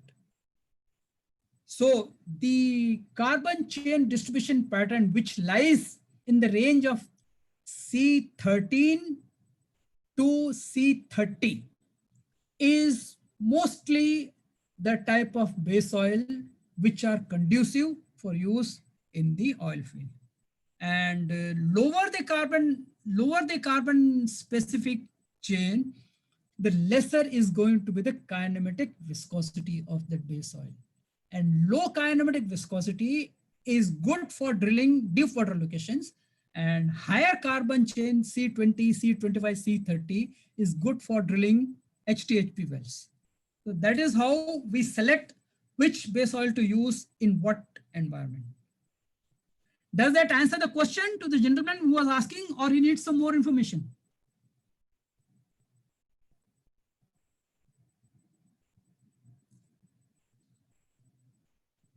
Hello?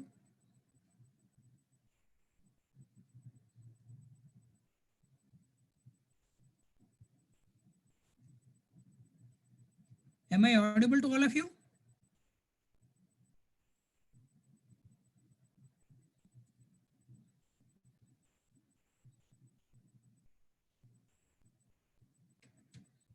Hello?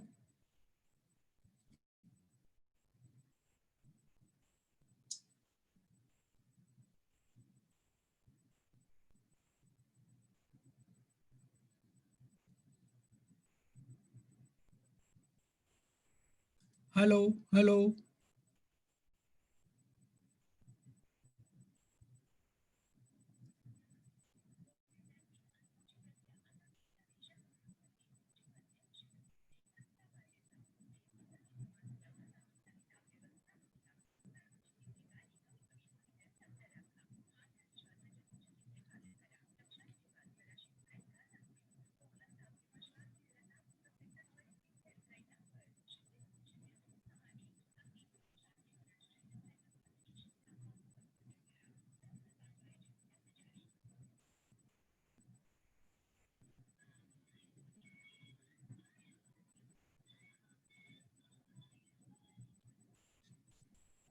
I can't see anybody speaking anything. I don't know whether I'm audible to everybody or not.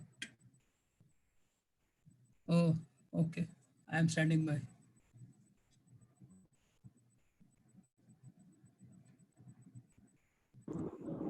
Hello. Yes, sir. Yes, sir. You are audible, sir. Yes. Okay then. I was trying to find out from the gentleman who was asking about the qualities of the base oil and the HSD. Has he got the answer, or there's something more he wants to know? So they can write in queries, sir. You may continue, sir. Okay then. Okay. We are now going to talk about important features. See, we have been talking about the important features of the base oil. Now we are going to talk about the important features of the internal aqueous brine phase. Oil muds which are heavily susceptible to contamination of water. And that is why we deliberately plan to have the internal oil-based mud and internal water phase. Now, brine was used instead of plain water to overcome the fallacy of the dissolution of hydratable shale by disallowing the availability of free water and to facilitate osmosis process by virtue of which the water inside the formation will start moving out towards the mud, and that is how we stop the invasion. And this is achieved by attaching large inorganic ions with water. In essence, higher the salt content in the water phase, lower is its activity.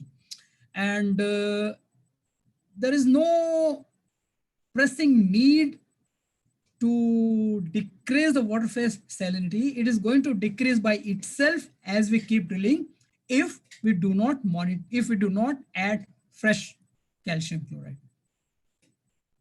So when the salt content is high, internal brine phase, then the activity is low. At times, it is desirable to match the concentration of the salt in the oil mud with the salinity of the connate water, which is how we form the balance activity mud. Balance activity oil mud is that type of mud where the salinity of the mud and the salinity of the formation water are almost same. So the water molecules from neither side will move towards each other and they will remain balanced.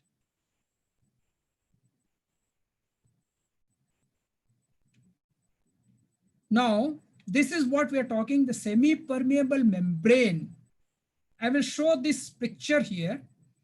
See, this is the semi-permeable membrane on both the sides, and towards the center, the chloride ions are distributed in such a way that the higher concentration of chloride ion will trigger the movement of water molecules from one side to the other side with mud being as a carrier to it.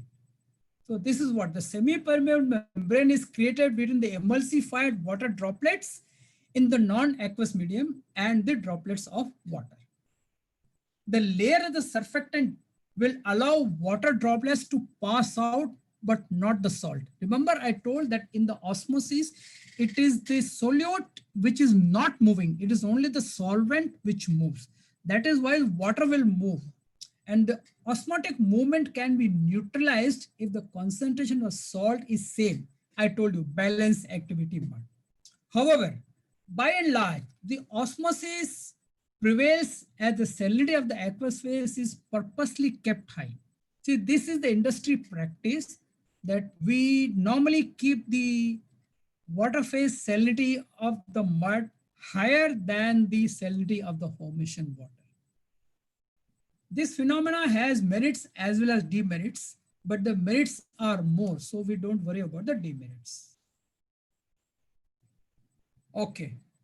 Now we have discussed about the general properties, general characteristics of the two stuff. We have now talk about the organophilic clay. Organophilic clay is basically opposite of the hydrophilic clay. Hydrophilic clay is our bentonite which we are using for the preparation of water-based mud.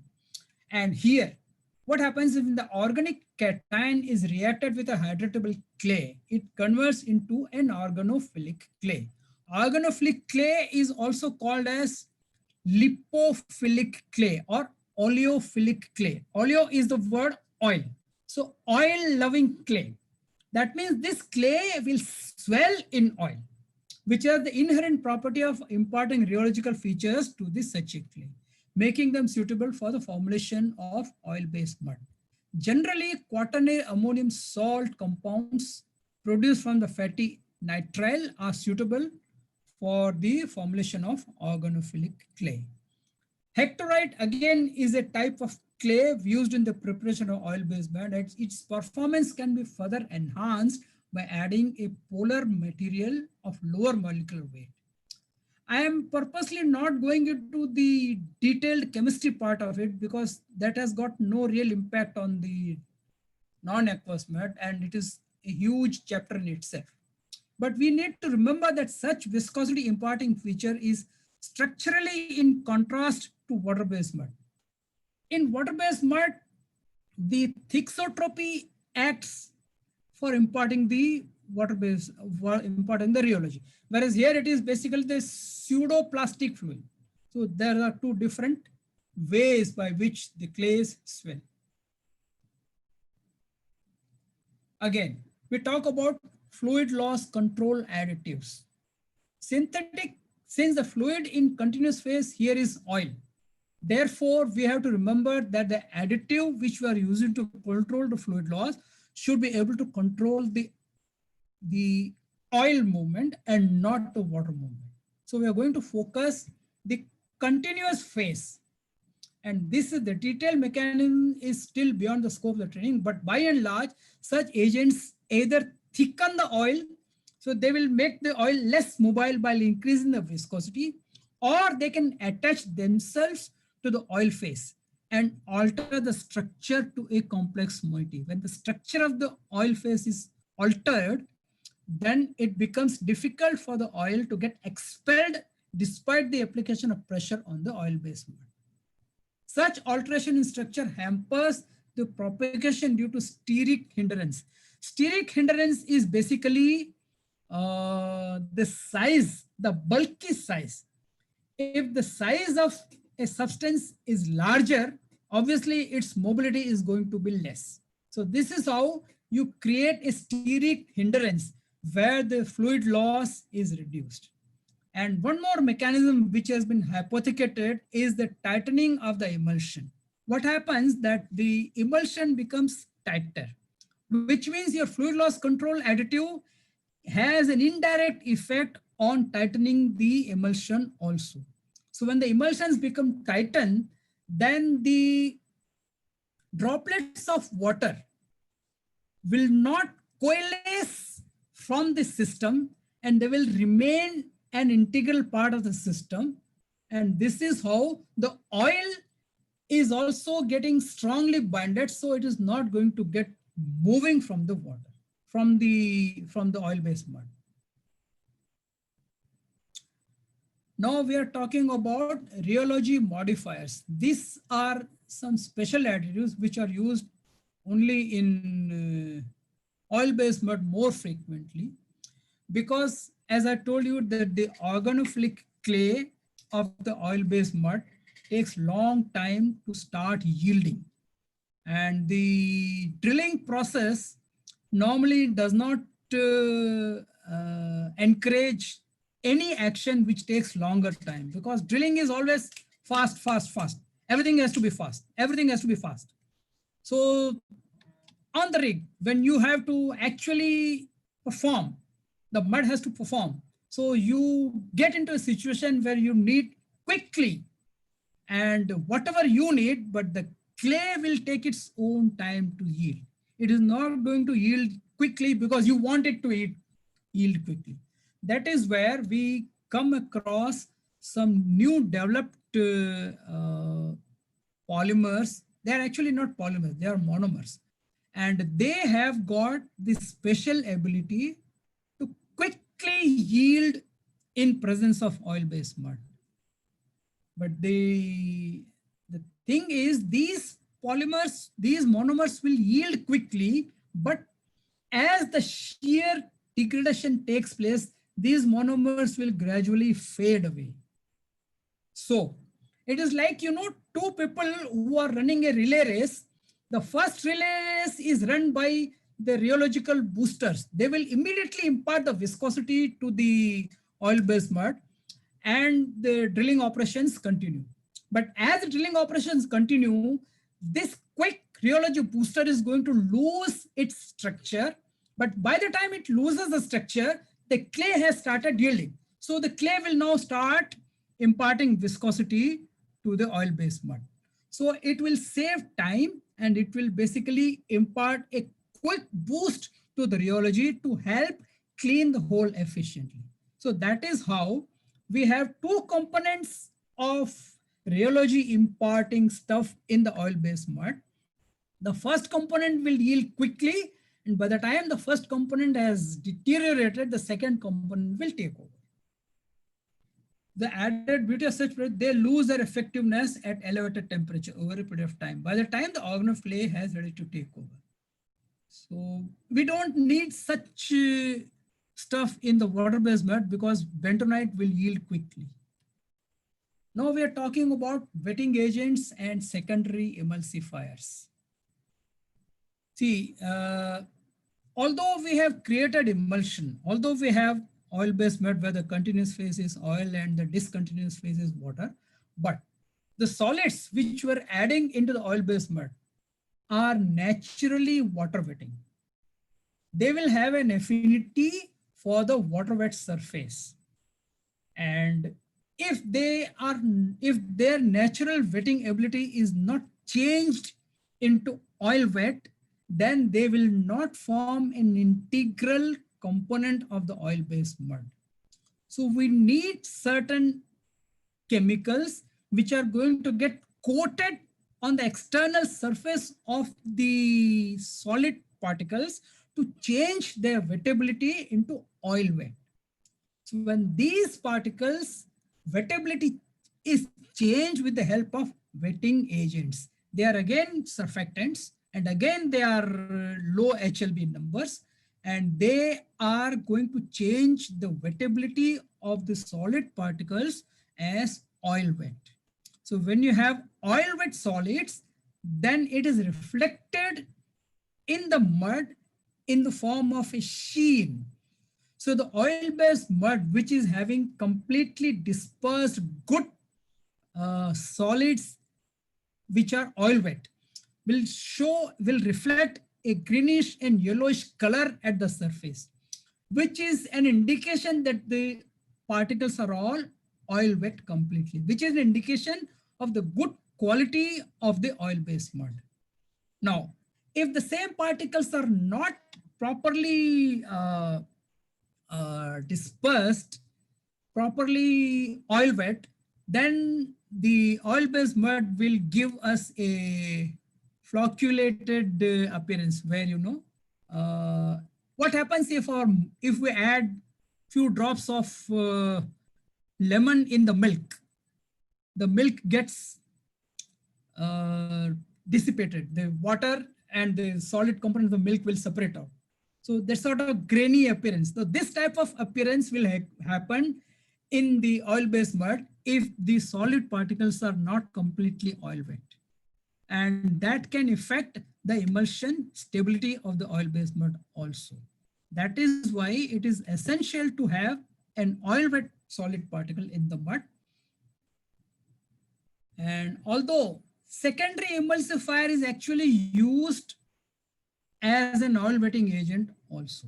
So some people call it as oil wetting agent, but if you go for a very high mud weight, if you go for 14 ppg mud weight or 15 ppg mud weight, 16 ppg mud weight, then the concentration of secondary emulsifier is not enough to completely oil wet the entire weighing material.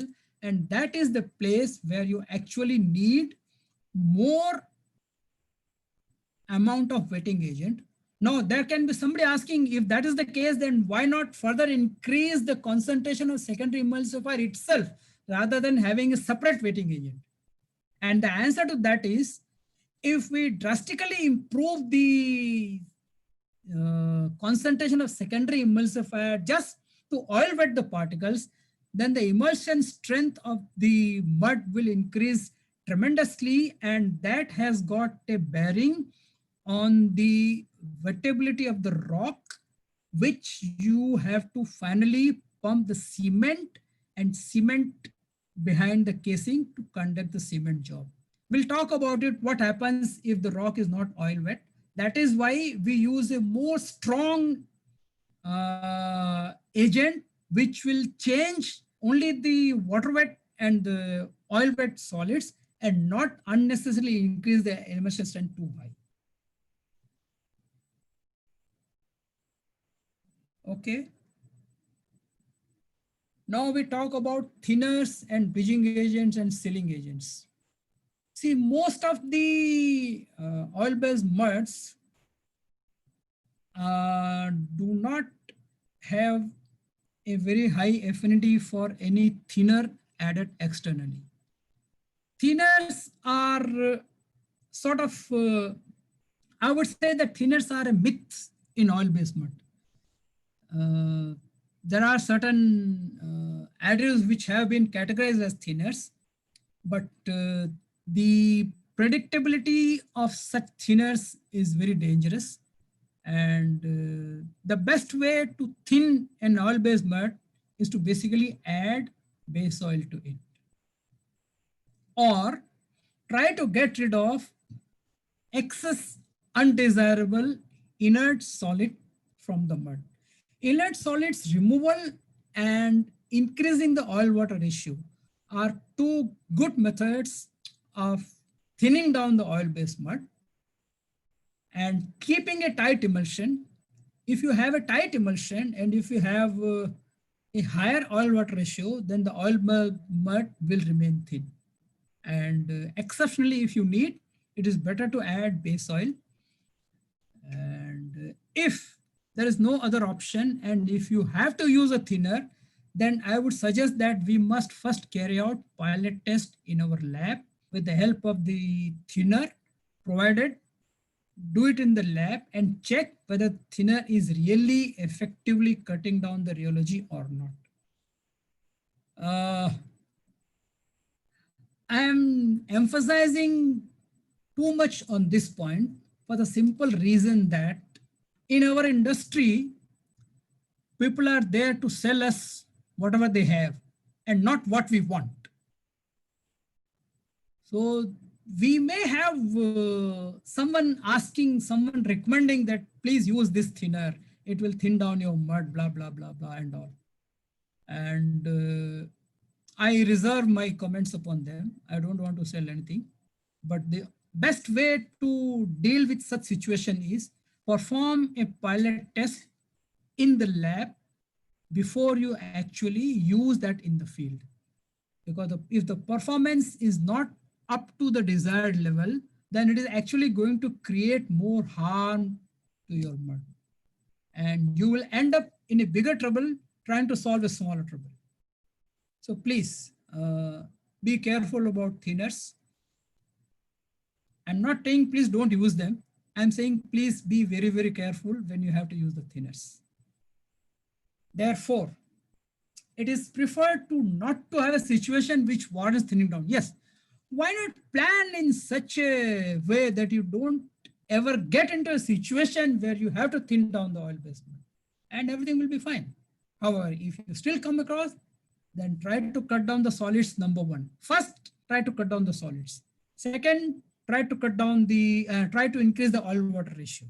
If that also is not helping, then perform a pilot test in your lab with the help of the thinner which is provided. And if you find that results are good, then use the thinners. And last but not the least, very important, when you are actually making the treatment of thinner to your mud, you must add the thinner at such a rate that the entire proposed volume is completed in 2 cycles. You should know what is the cycle time of my system. Let us say cycle time is 70 minutes. That means 70 into 2. I got 140 minutes. So I have to use the treatment of the thinner with 140 minutes at a uniform rate. It's not that in 10 minutes I add half of the drum and remaining 130 minutes I keep drawing point, drop, drop. No, please use it uniform rate, and that is how you are able to control the possible adverse effect of the thinner, and it will reflect immediately, and you can make the corrective action if you see that the thinner is not performing properly. Please pay special attention because thinners are tricky. Now, I will talk about some of the parameters or some of the properties which are specific to oil-based mud, which do not exist in water-based mud. Of course, immersion stability, definitely. Because we have an immersion in oil-based mud, we need to have a good immersion stability. Water phase salinity is the concentration of brine, which should invariably maintain more than the concentration of salt in the formation water. Excess lime. Lime acts as an activator to further help emulsifier perform optimally, and is a good engineering practice to keep some excess free lime in the oil-based mud. This is again the doses recommended here are very, very generic, guys. Please do not ever use the same doses.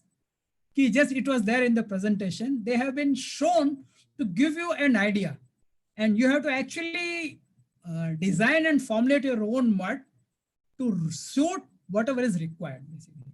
Most of the times it is the brine ratio is 70-30. Primary emulsifier is 10 to 12 pounds. Secondary is 6 to 8. Excess lime you maintain around 6 pounds per barrel.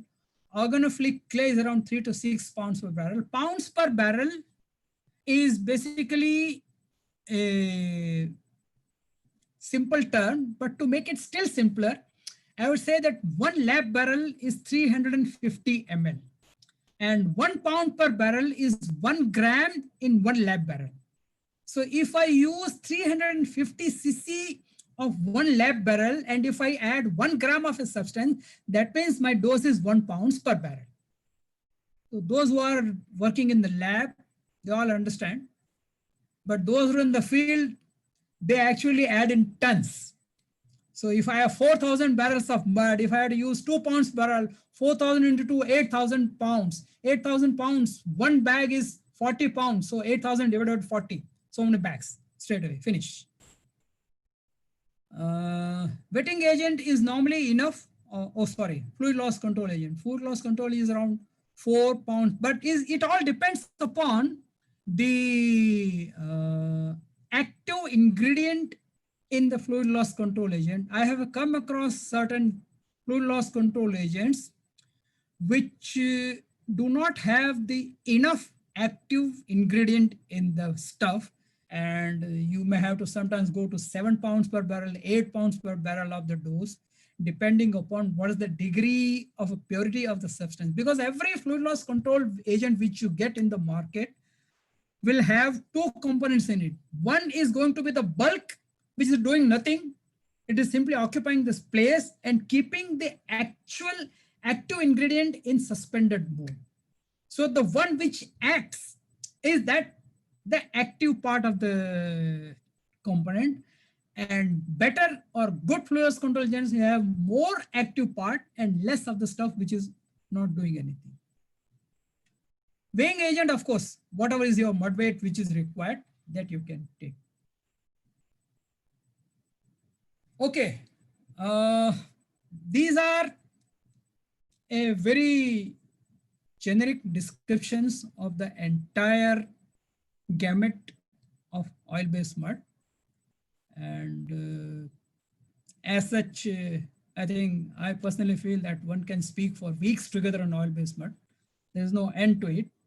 But I come to a formal end to what are the basic requirement of oil-based mud. Now I am going to talk about certain field proven good tips, practices, which we field engineers adopt to control the mud in the field. First of all, agitate mechanically throughout, even after mixing. When you are circulating also, you have to make sure that the agitators in your active, see those guys who have not actually seen the drilling rig, they might probably be wondering a lot as to what is agitator and all. But just let me tell you, it is nothing but a mechanical device which keeps the mud continuous in a dynamic mode. And as the agitation goes on, the mud remains stable as far as possible. Okay. See, this is especially for the offshore. If you are receiving some assistance from your mud plant at the shore base in the form of oil-based mud prepared by them, then you should insist on receiving a premix only from them. Do not ask them to mix any solid like calcium carbonate or barite in the mud. Just pick up the liquid part of it, because otherwise these solid particles are going to get settled in the boat itself at the bottom, and what you are going to eventually receive is going to be only a liquid. And therefore ask for liquid and then treat with solids once you have received on the liquid. And you must start oil-based mud preparation well in advance.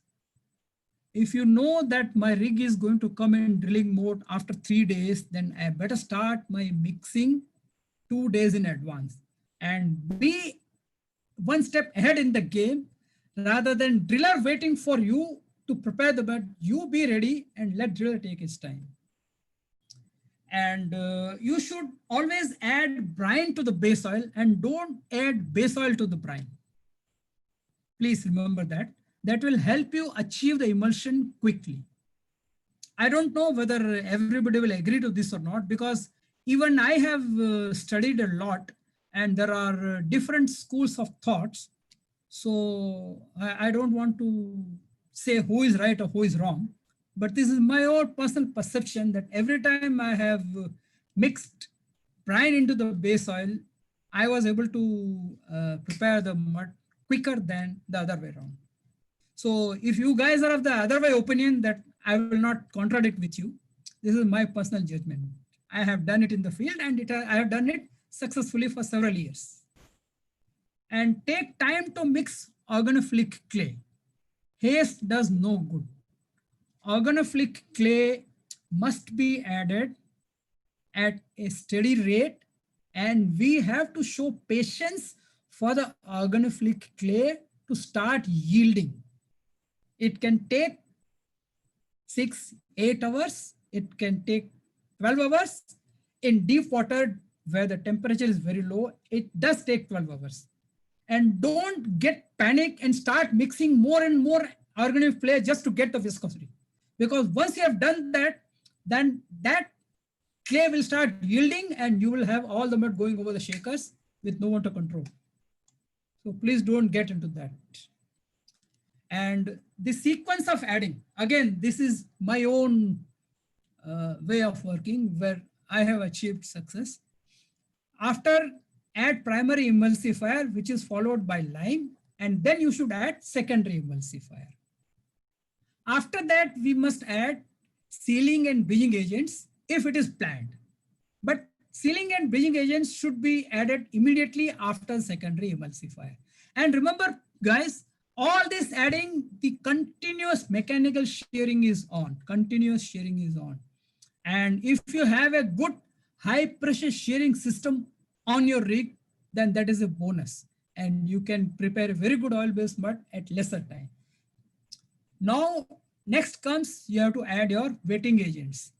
And it is always a good practice to split the entire dose of wetting agents in 2 parts. First, after adding the sealing and bridging agents, add some wetting agent which is going to oil wet the sealing agents and wetting agents. And keep the second part for the last, when you have finished the mixing of barite. Now here you have to add the fluid loss control agent. And after that, if it is a part of your plan, then you should add the rheology booster, because rheology booster take very little time to yield. So you can mix them late and immediately they will give you the benefit of the yield. Now, when this is finished, then you must add weighing agent in the last. And remember, guys, weighing agents, I have seen it, they sometimes behave very funnily. Even barite, You calculate with the help of your software and you will see that I need 25 tons of barite to mix and get my desired mud weight, assuming that the mud density of the specific density of the barite is 4.2 or 4.1 or whatever your software has taken. But you will see that by the time you mix 90% of your barite, it is a good practice to just pick up one sample and check the mud weight and then decide how much do I need to add more. If you don't check in between, completely add the entire barite, it is possible that you will probably have a higher mud weight.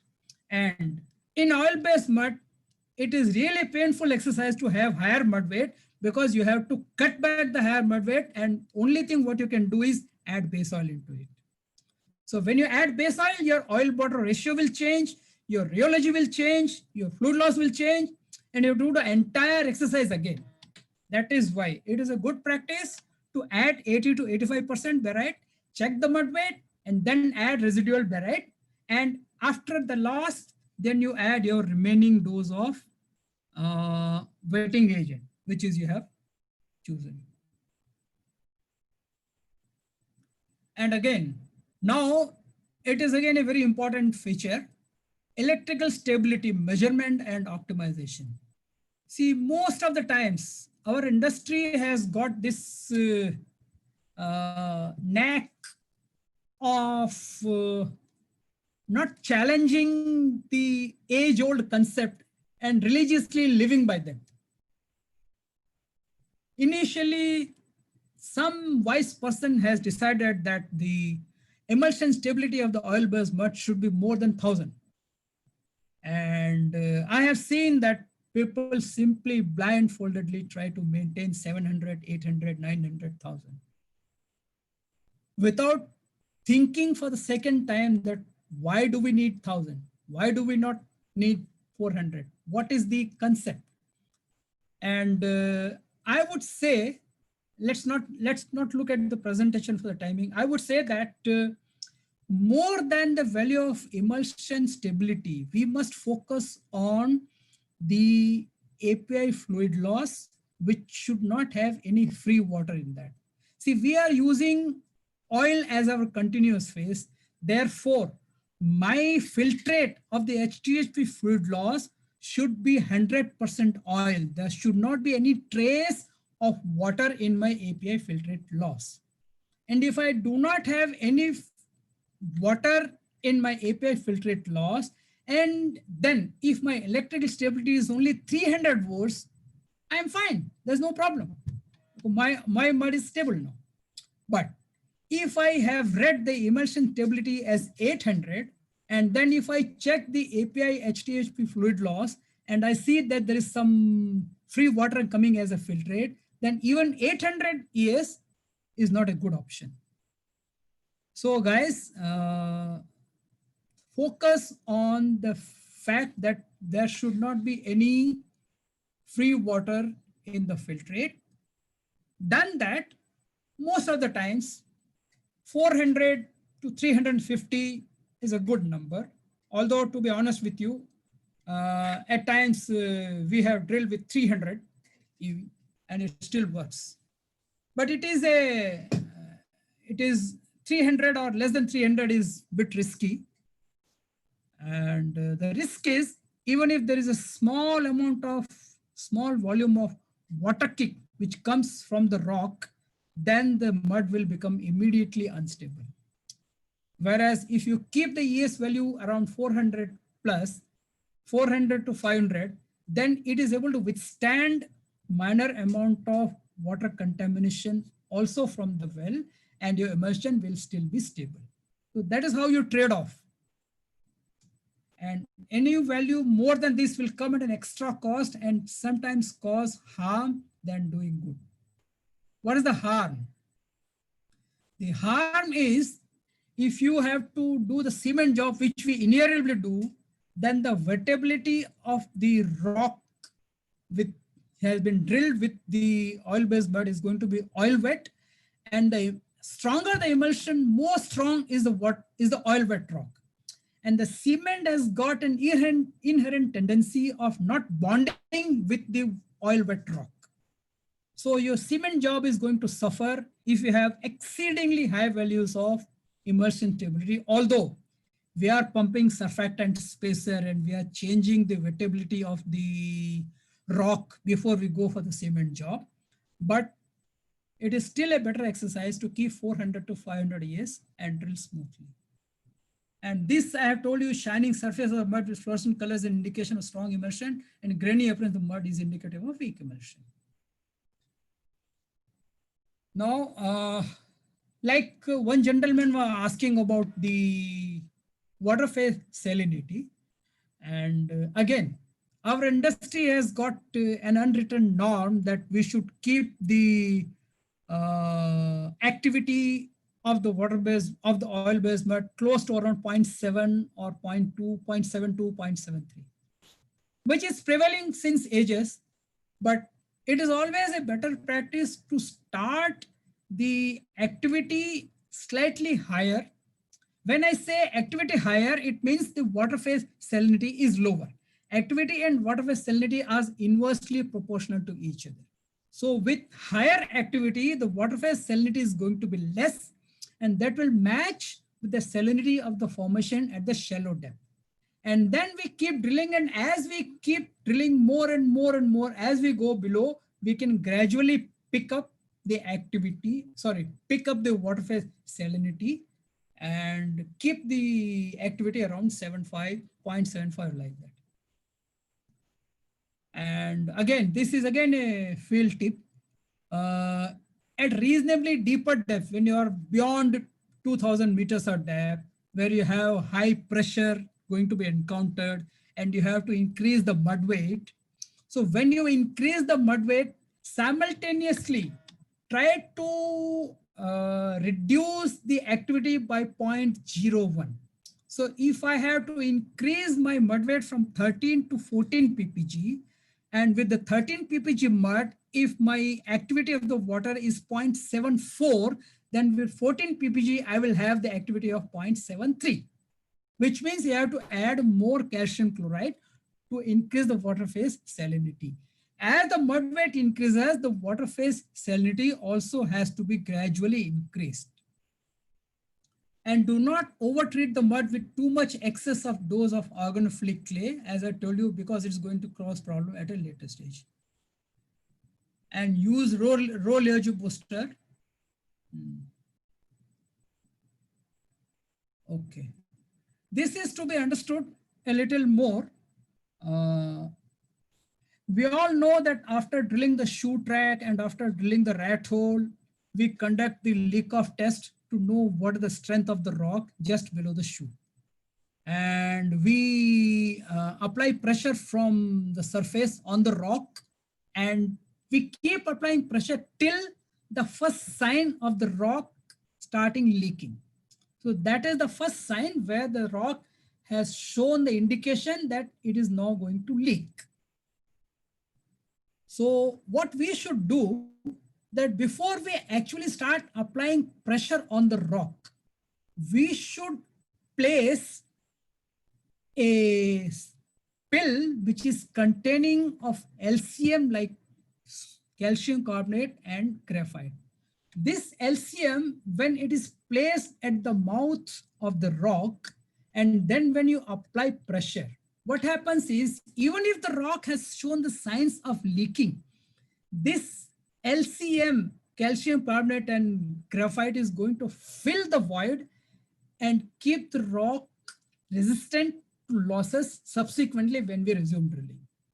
Actually, we have innovated this concept while we were drilling for a big company in India. And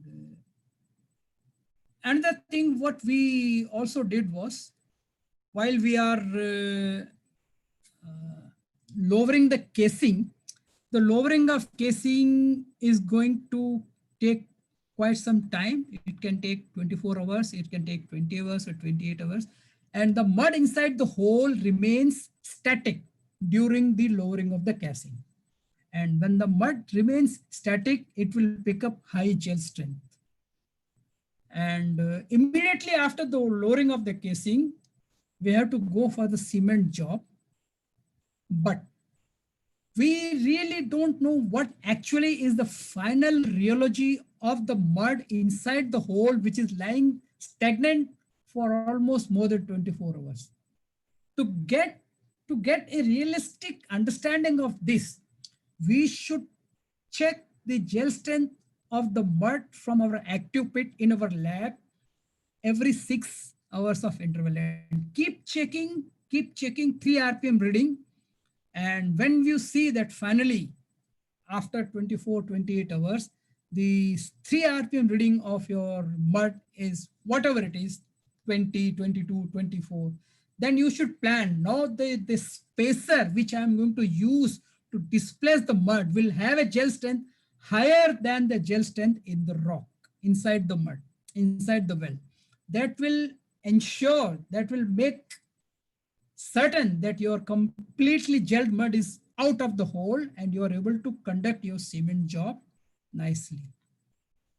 I think with this, I have come to sort of conclusion, and I am sorry if I have taken a long time, but No problem, sir. I thought that I should do justice with the presentation. Sir, some questions are there, like, sir, at what rheology properties will solid sag in a mud? Sorry, what? At what rheology properties will solid sag in a mud? Sagging. Yes, sir, sagging in a mud. Sag is a big problem in oil-based mud. Oh, I didn't discuss. Sorry about it. Sag is Okay, sir. basically the inability of the oil-based mud to hold the weighing material in suspension, and I would say that the minimum gel strength in the mud, which is, let us say, 6 rpm reading, and normally relate 6 rpm reading for low shear rate viscosity. And if your 6 rpm reading is equal to the hole size in inches, then you can be safe that there is no sagging.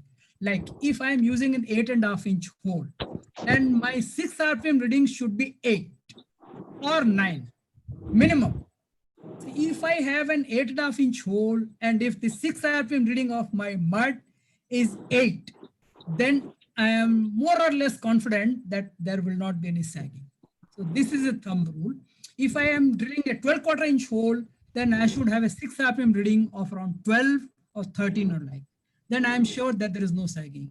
If 17.5 inch hole, then the 6 rpm should be 17. So this is again a thumb rule in the field, and it is valid plus or minus 5% here and there. Okay, sir. Our next question from Wendy, sir. Yeah. I think, yeah. So, 1 second, sir. Dear sir, why when we put cellulose fiber like LCM on the system has pre-treated, the ES will be disrupted and going down? Because fibrous material are basically giving a suspension type of feature to these. Fibrous materials are very light in weight most of the times, and that is why they are going to remain floating somewhere in the middle from the bottom, and they are not going to allow the droplets of the water to coalesce with each other, and they will act as a barrier to the droplets of water, and that is why we do not get a very good emulsion stability when we treat the mud with fibrous material in the beginning. Once the emulsion has been formed, then the fibrous material can be added and it won't create any problem. Okay, sir. Sir, our next question. So what the difference between offshore drilling mud and onshore drilling mud design? Not really. I don't say there's a big difference. The logistics make a big difference, but as far as the composition is concerned, it is basically the lithology of the rock which makes a big difference. However, If offshore is deep water, then it's a different game. If offshore is normal shallow water, then it's, I think, as good as a land drilling. Only thing Oh, is you have to manage your logistics, supply boats, all those things more meticulously.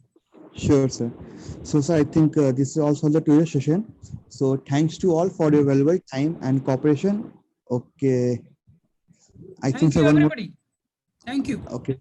So, thank you all for your valuable time and cooperation to make the event successful. I, on behalf of the Petroleum Engineers Association, thanking Dr. Milap Goud, sir, for his presence and providing us time from his very busy schedule. Thanking him for his informative and valuable presentation. Hope all of you have enjoyed this knowledge sharing session. I am thankful to all for your active participation. I extend my big thanks to all my team members for their extensive support. And sir, one thing, we are getting some questions like, sir, may we get this course? So Hmm. yeah, if you get this course from next week, we are going to plan a course with Petroleum Engineers Association and NAMP Enterprise. So I'm putting my contact number on chat box. You can contact me regarding that course.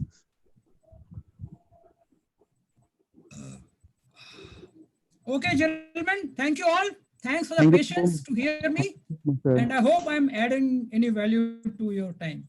Sure, sir. Sure, sir. So you can contact me. I have put in my phone number.